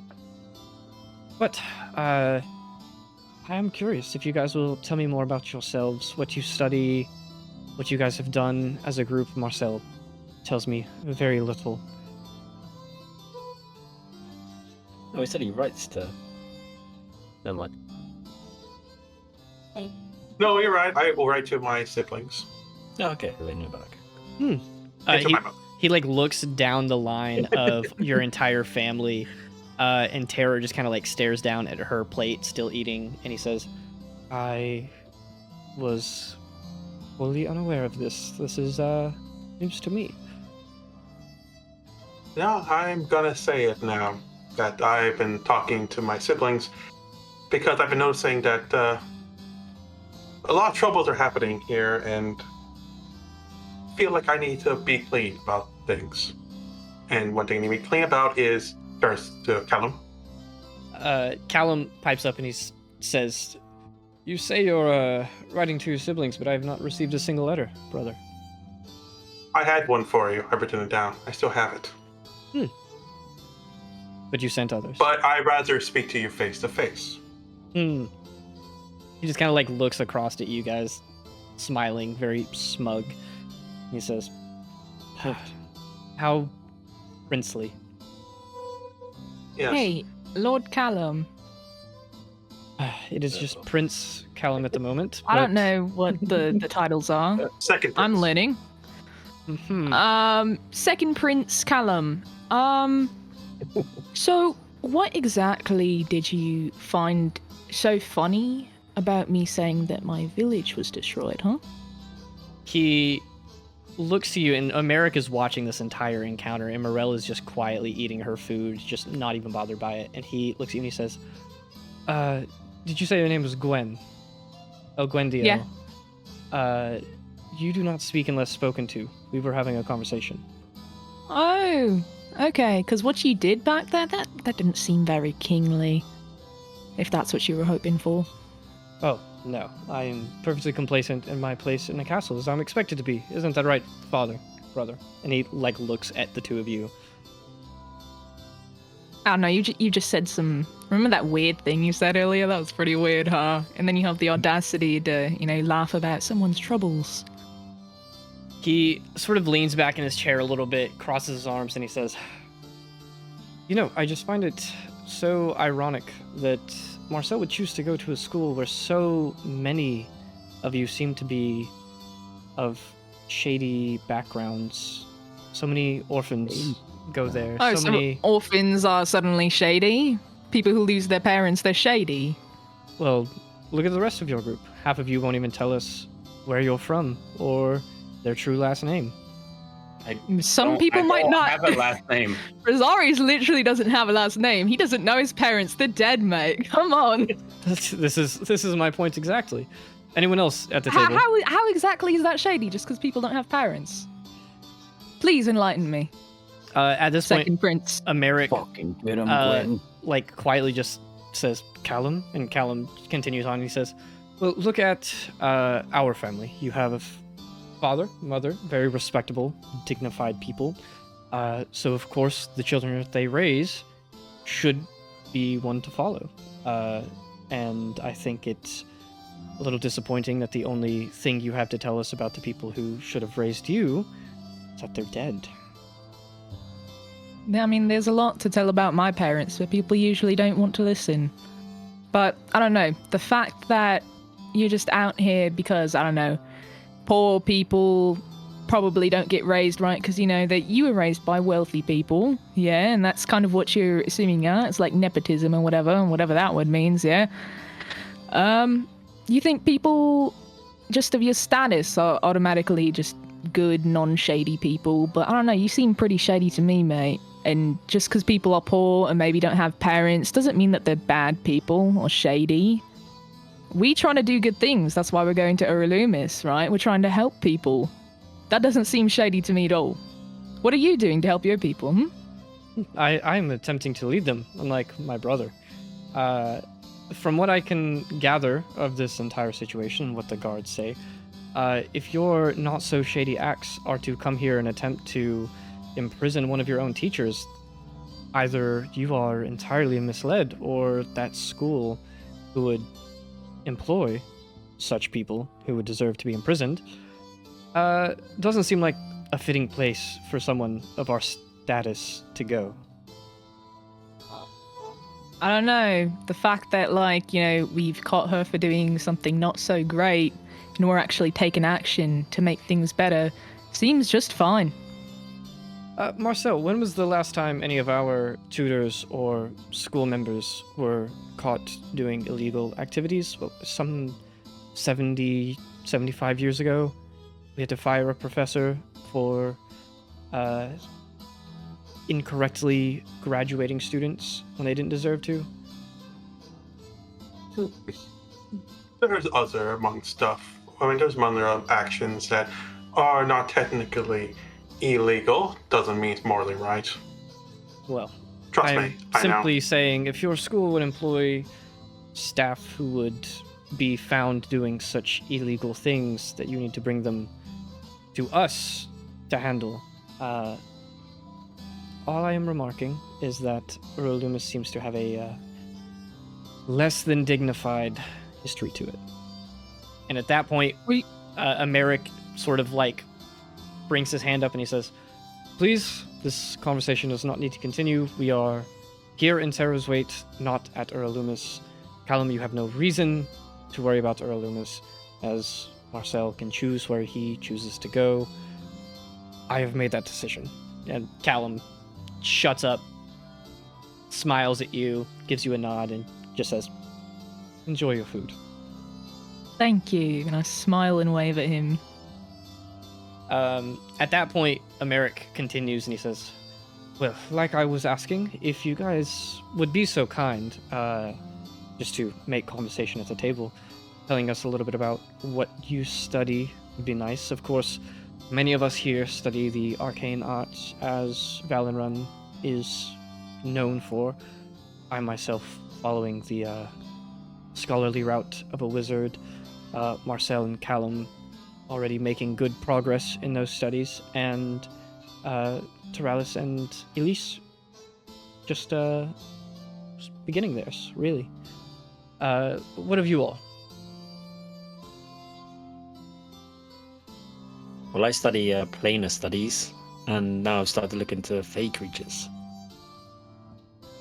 Interesting pursuits, to be sure. Are you also one of wizardry, or? Yes. What do you guys do? What are you good at? Well, we just said most of us study the arcane arts as wizards. If not for lifelong pursuits, then simply practice to upkeep tradition. As It is most you're noble of wizardry arts, isn't it? What of the Agreed. rest of you? I do ranger studies. And I like cooking. Americ looks a little, he kind of like gives you that white person smile where it's like he's trying to be nice, but he's not saying anything. Terallis, though, she does kind of like perk up at what you say and look at you, but then keeps eating her food.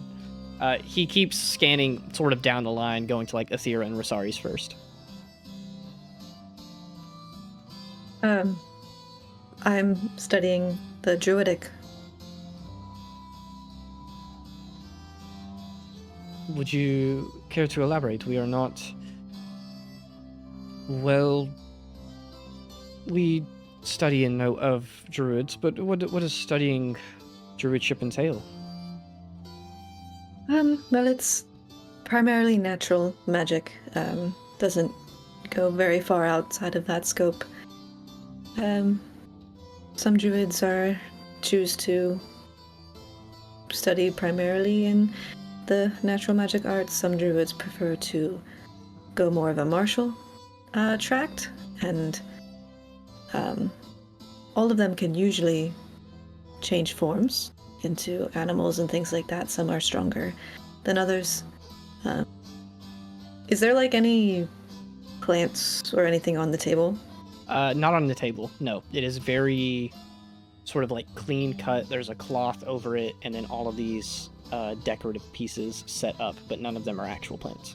There ain't no flowers on the table. Nope. Right. Candles or anything? Yeah, we'll say there's some candles, yeah. I'm gonna like if you wouldn't mind, I can just demonstrate a minor trick on the candles.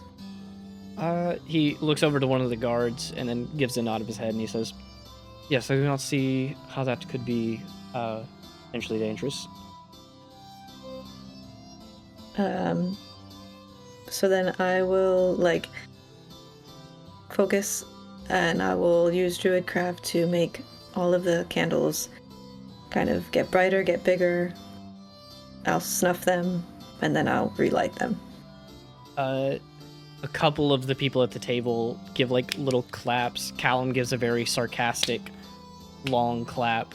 But Americ goes, "Oh well, that is a pretty good showing of magic, even if it is not the classiest of sorts, but impressive in its own right, sure. And you, sir, with the overly padded robe." I am a paladin. I am an Oath of the Watchers, and I protect this realm of existence, which is a little bit beyond a kingdom, and I'll say that as I'm staring at Callum. He finishes a sip of his wine and he says, "Not to speak for my father in any regard, but would you care to put that in more academic terms? Oath of the Watchers, this realm, this plane." Well, for people who aren't educated on the subject, there are different planes of existence, such as Lucian just mentioned the Fae, from the Fae, its own realm of existence, and I look out for creatures who would enter our area, enter our realm of existence, and would do damage to it. And I look for the signs, and I will defeat them whenever they appear. Was that simple enough? Sure. Marcel, you not only keep legally compromised teachers at your campus, but also plenty of psychedelics, I see. He doesn't do drugs, actually. Yeah, you're the one drinking, my friend. Pretty clean. Wait, Marcel doesn't do drugs?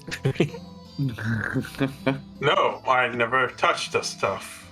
Oh, yeah, sorry. Yeah. Never seen Yeah, Marcel's clean, Rosarius is clean. that. They keep each other in check.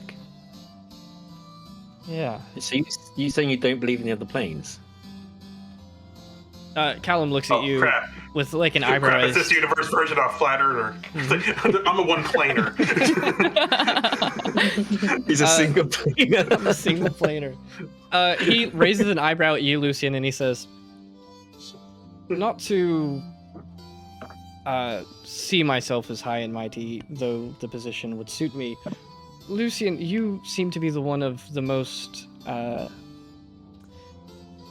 upper standings in the academic world. You would know that many of these fairy tales are more based in myth than reality. If the planar stories, as you say, were true, and if you truly did devote yourself to an oath to protect this realm, as you might say, why do we see no living proof of these planes?" Because I've done a good job, thank you.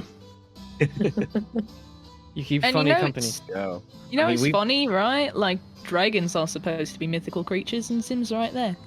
Actually, hold up, Sim. Get down from the chair. Get bigger, mate. Come on. He- I make Sim get bigger. You make him grow in size to that of...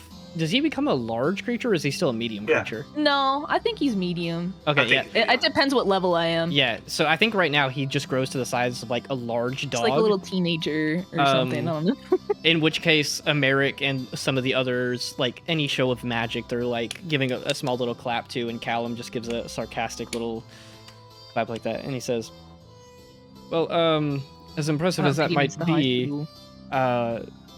Father, would you be so kind as to demonstrate your... Actually, please, allow me." And Callum stands up and scoots his chair back, and he's going to cast Enlarge Reduce on himself, and then he grows about 4 feet taller to where he stands about 10 feet tall, stretches himself, this like giant of a person, for a minute, and he says, "Right, I see that you also know how to use magic. It is not entirely impressive." And he No, that's not shrinks the back same down. thing. He literally looks different. He's got like more horns and they're bigger and stuff, and he looks older. Callum wipes a hand over his face and casts a minor illusion, and you see 2 horns Mhm. sticking up from his head, and he says, Gwen, Yeah, and did you see me cast all that? I don't think you did. Anyways, I'm gonna take this high stool off the chair because he doesn't need it anymore. Zim uncomfortably gets up in the chair and like sits awkwardly, his tail like sticking up and out the back of the chair. Callum continues and he says, At least the suit's probably not all loose anymore on him. no, he rips it. It is like Yeah. torn at some of the seams.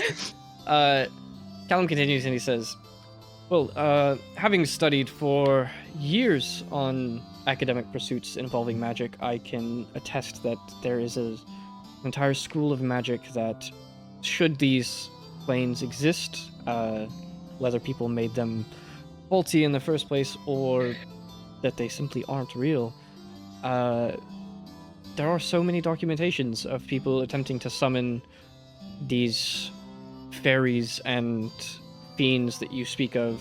Well, They do not quite we work. have done that. Really? Yeah, we did. He looks over. I'm gonna cut. Callum I'm gonna- puts his hand on your shoulder and he says, "What are they feeding you at that school?" I'm gonna cast Major Image and recreate the fey creature that we defeated. On the table, or Major Image is like life size, right? Yeah, it's like a full. Yeah, it's like a. It what's it, sees, like the smells. cube? Like cube. Yeah. Yeah, so we'll just say like in some of the space outside of the 20 foot table, cube. you cast Major Image and you guys see the entire fight with Isomifi Baron. You have the fey creature 20 foot there, cube. Yeah. all of you guys, and it like goes through montage like of the entire fight in, how long does it last? Like a minute? 10 minutes. Yeah, up to 10 minutes. Yeah. Okay. So that whole recreation is going off in the background, and another little round of small claps from everybody. In which case, Callum sort of pipes up and he says, "Maha, you have a wonderful imagination. I applaud you. There are many arcanists who use their magic to make them take the forms of things of such mythological nature, like those who claim to have summoned a devil when it is really just an animal with magic to reform it to look as such." Such a Are you single player. questioning Isomifi Baron? No, And I'm his actually understanding of magic? quite impressed, and it seems like he did a good number of the work for you there. I am simply saying that I would take his word for it over yours any day. Americ, Do you really go ahead. think a deer with illusion magic could really withstand that many hits being taken to it? Americ pipes up and cuts Callum off, who immediately begins to retort and go off explaining how magic can do so many things. And Americ says, "Now, listen, of course Isomifi Baron is a name to be highly regarded, especially in these halls, but I think you guys must understand that the words of first-year students there claiming such strong things that could easily be explained away with magic were just hard for Callum to accept. Isn't that right?" And Callum just gives a tense little nod. And Rex says, "Now, to move along the subject, I have received word that you guys are here to do the court proceedings to criminalize your professor. Is that right?" Mm-hmm. Mm-hmm. So this Professor Talanch, I did not get all of the details, and I would not like them until the court begins. When you receive him When I during receive the them. court. But I must ask, Marcel, why does this pertain to us? Why are you bringing it as something that does not involve Terra's weight, other than your connection to it?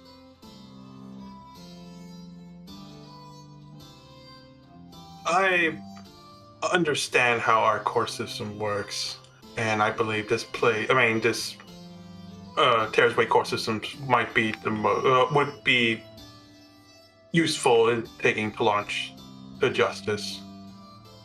That's why we will be there as witnesses. Oh, did they not tell you? I specifically requested you and your brother will not be there as witnesses. You will be a part of the jury who decides her fate. Oh,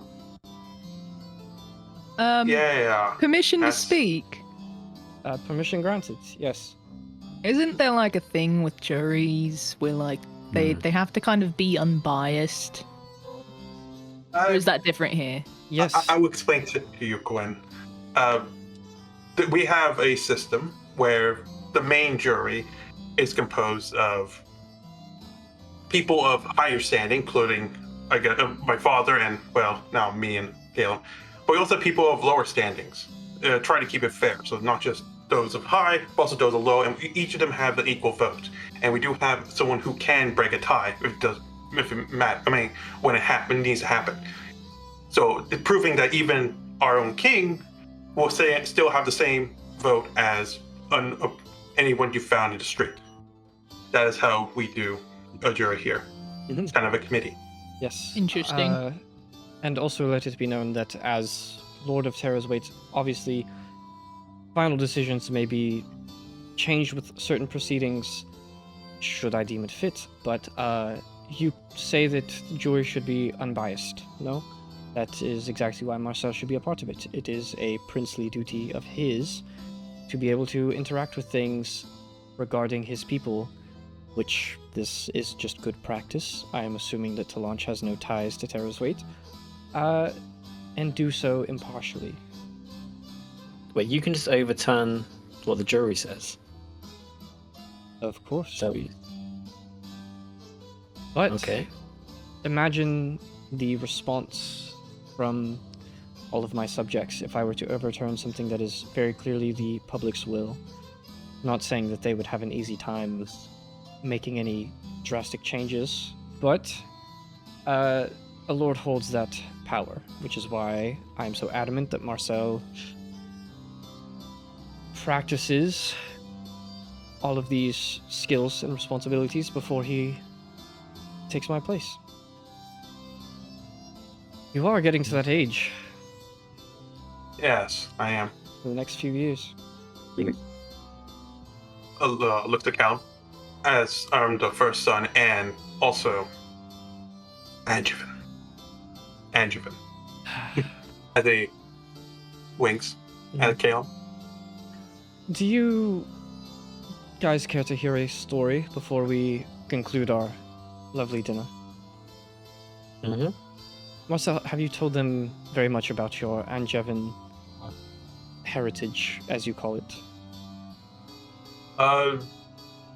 No, not really that much, because it doesn't really seem to matter to them. Like to hear it. Lucian, you might definitely appreciate one such as this, but those in Valenrun who hold a high appreciation of magic, which should be most upper-class citizens, whether you call it Angevin, Sanguine Magia, Chava Blanc, the common tongue for them is Aimer's Chosen, the god who, if you believe him to be a god, he was a man who founded the library in Valenrun, which was the center of the city and its most important landmark. But it is said that Aimer and his disciples, his following, were blessed with magic more powerful than any mortal could realistically comprehend. And those people were deemed, as Marcel says, Angevin. It is the sign of a true and noble leader, someone who is chosen by a force higher than our own, by magic itself, to lead and teach our people. So Marcel's white hair and natural abilities are simply manifestations of such a thing. You talk of gods and everything. Where do you think these people reside? Do you think they walk among us? No, the idea of gods is more or less a renaming of forces that we more commonly understand. To call Aimer a god is a misnomer, for he was indeed a man. He helped build the city of Valenrun, or Valarin, back in its original title, and he ascended to what many deem godhood because he has followers and worshippers, but anyone in Valenrun's district simply refers to him as a revered figure. And any approach to this godhood could be easily considered just his mastery of magic, to the ability to give it to his descendants. And at this point, it has dispersed so well that even Marcel can inherit such a gene, despite being only somehow a half-elf.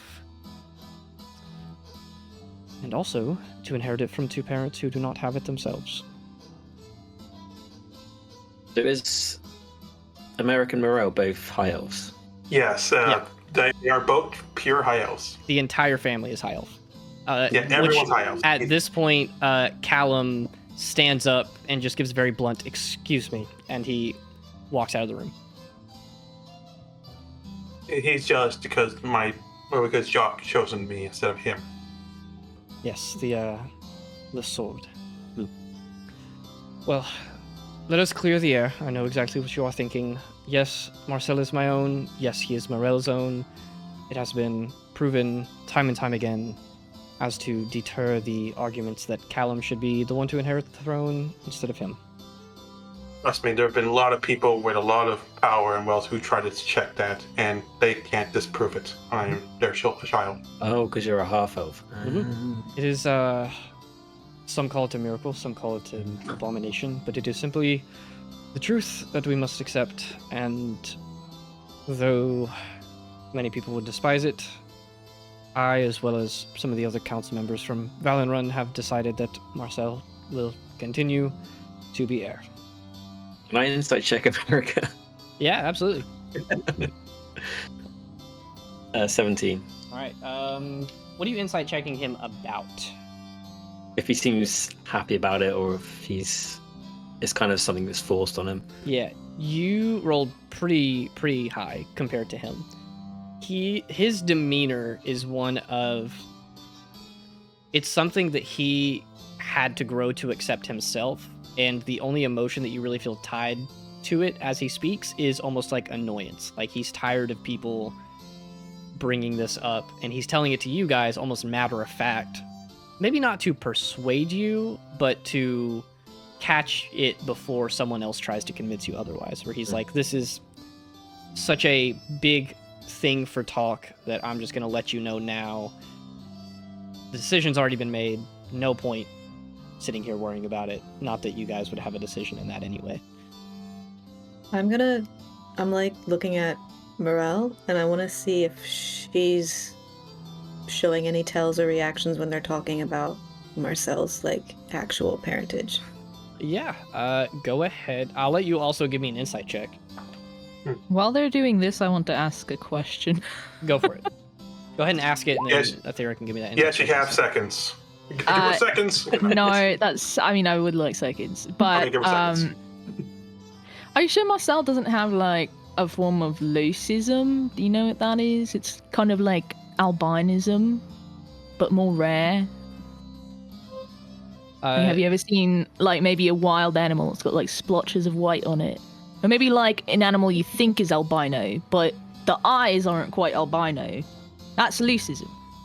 Athera, what'd you get on that? Insight check. 23. Cool. Mirelle and Americ. Mirelle just looks like kind of done.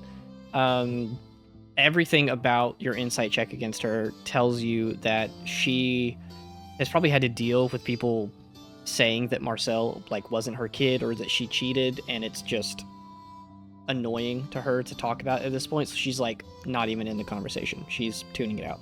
But Americ pulls up and he says, well, the best mages in Valenrun have given it their best assessment, and like I said before, Marcel calls it Angevin, some people call it other names, but Aimer's chosen is simply a fact to be. As a matter of fact, you attend a school with multiple other manifestations of such a thing. Yeah. I mean, not to put the puzzle pieces together, I assume you all intelligent enough, but white hair, a natural attunement to magic. Maybe they're all leucistic.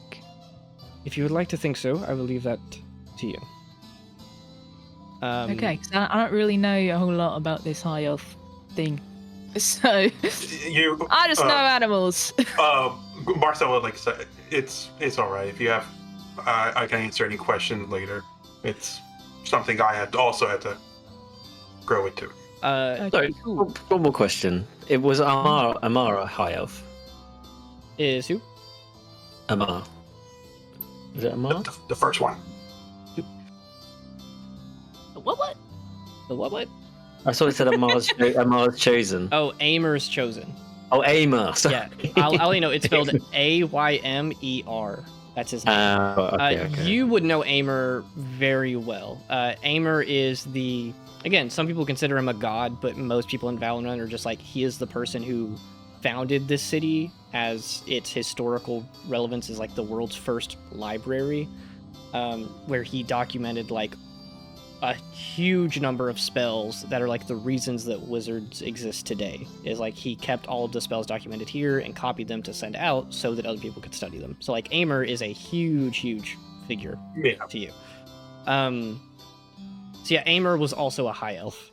But at that point, Americ stands up and he says, well, it was wonderful getting to eat and talk with you all. I'm going to go find your brother, Marcel, and I believe within the next few hours we will be starting our trial, if I'm correct. Yes. So if you guys will, make any preparations you need. And Marcel, I'll give them. give them the preparations and be sure to wear suitable attire, if you understand. Well, it was wonderful to talk to you all. Mirelle and I will hopefully be seeing you again at some point soon. And he gives like a polite bow, helps Mirelle up. He waves his hand, and all of their like food and dishes like neatly stack up together on top of each other, and then a napkin gets gently placed on top. All of the silverware sort of lined up around the edges of the plates and bowls, and then they begin to make their exit with their like shoes clicking really loudly on the tile as the band continues lightly playing in the background. As they leave, as they leave, Gwen's just gonna be like, "It was nice meeting you. Sorry again about earlier." He holds up a hand and he just says, "Do not worry. It is only an expectation of guests of your caliber." And he takes a leave with that backhanded compliment, if that. But he does give you a nod, Lucian, as you're the only one to stand up and sort of give a polite bow as they leave. So you guys are left there with Tara and Elise, who kind of just look at each other, look at you, and then Tara just goes, well, that went exactly how I expected. Yeah, actually, I think it went better. Well, we have way worse. There's lots less tension in the room now, I believe. Oh, yeah. Why do you think that? I don't know. But I will say, guys, this will be kind of tricky because I was hoping I'll be with you during the witnessing program, but now I'm gonna be part of the jury. So you might have to stay there in trial against the lawyer without me. You will have your own lawyer provided to you, but I won't be there to give you every tip. Because I will say, when I say our jury isn't fair, it's not. Never was. It's really about who has the most persuasion on the lower jury. So, yeah. Tara pipes up and she says, also, not that I've spent a ton of time really worrying about the courts. It's not my area of interest by any means. But just to let you guys know that most of the time, the upper jury will have their minds made up far before they step into that room. Yeah. So they usually bribe the lower jury to finish the votes. Some of them are less honorable than hopefully you will be, right, big bro? Yeah, I'll definitely try to combat Caleb. But we all have to decide we'll decide what we want with Talanch. Because Caleb, I don't like him being in control of Talanch's fate. So I think...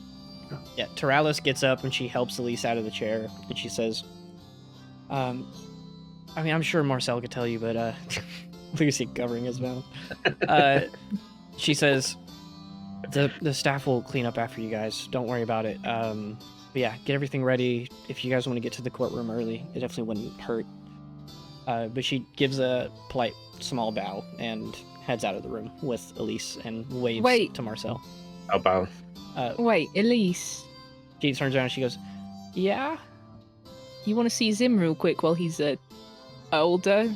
I'm not really quite sure what this is, but he's bigger. Of course I do. And Zim will like hop down from his chair and crawl underneath the table, pop out the other side, and she like kneels down and starts petting him, kind of like leaning a little bit of her weight on him, but he's bigger now, so he can take it. And he, she scratches behind his ears. He moves his head a little bit so she can get underneath the horns. And he shakes a little bit, and then she pats him on the head, and she's like, "Okay, good. You go learn how to breathe fire, and then show me when you can do it." And he nods, crawls back under the table to you. All right, cool. With that, they take their leave. Marcel, you're sitting there waiting. A couple of the guards and the band are all like looking towards you to potentially dismiss them. And, You guys can leave. yeah. They start packing up their stuff. A couple of the wait staff comes in and starts cleaning up tables. And we will end the session there and pick up next time with you guys heading to the courtroom. Thank you, Kurt Cobainus. You have been very talented today. All right. Well, thank you guys for watching. We will see you next time as the jury of Terra's Weight gets to decide the fate of one Amaria to launch. Yep. So, have a good rest of your night. It's a fair travel. Bye. Bye. Me.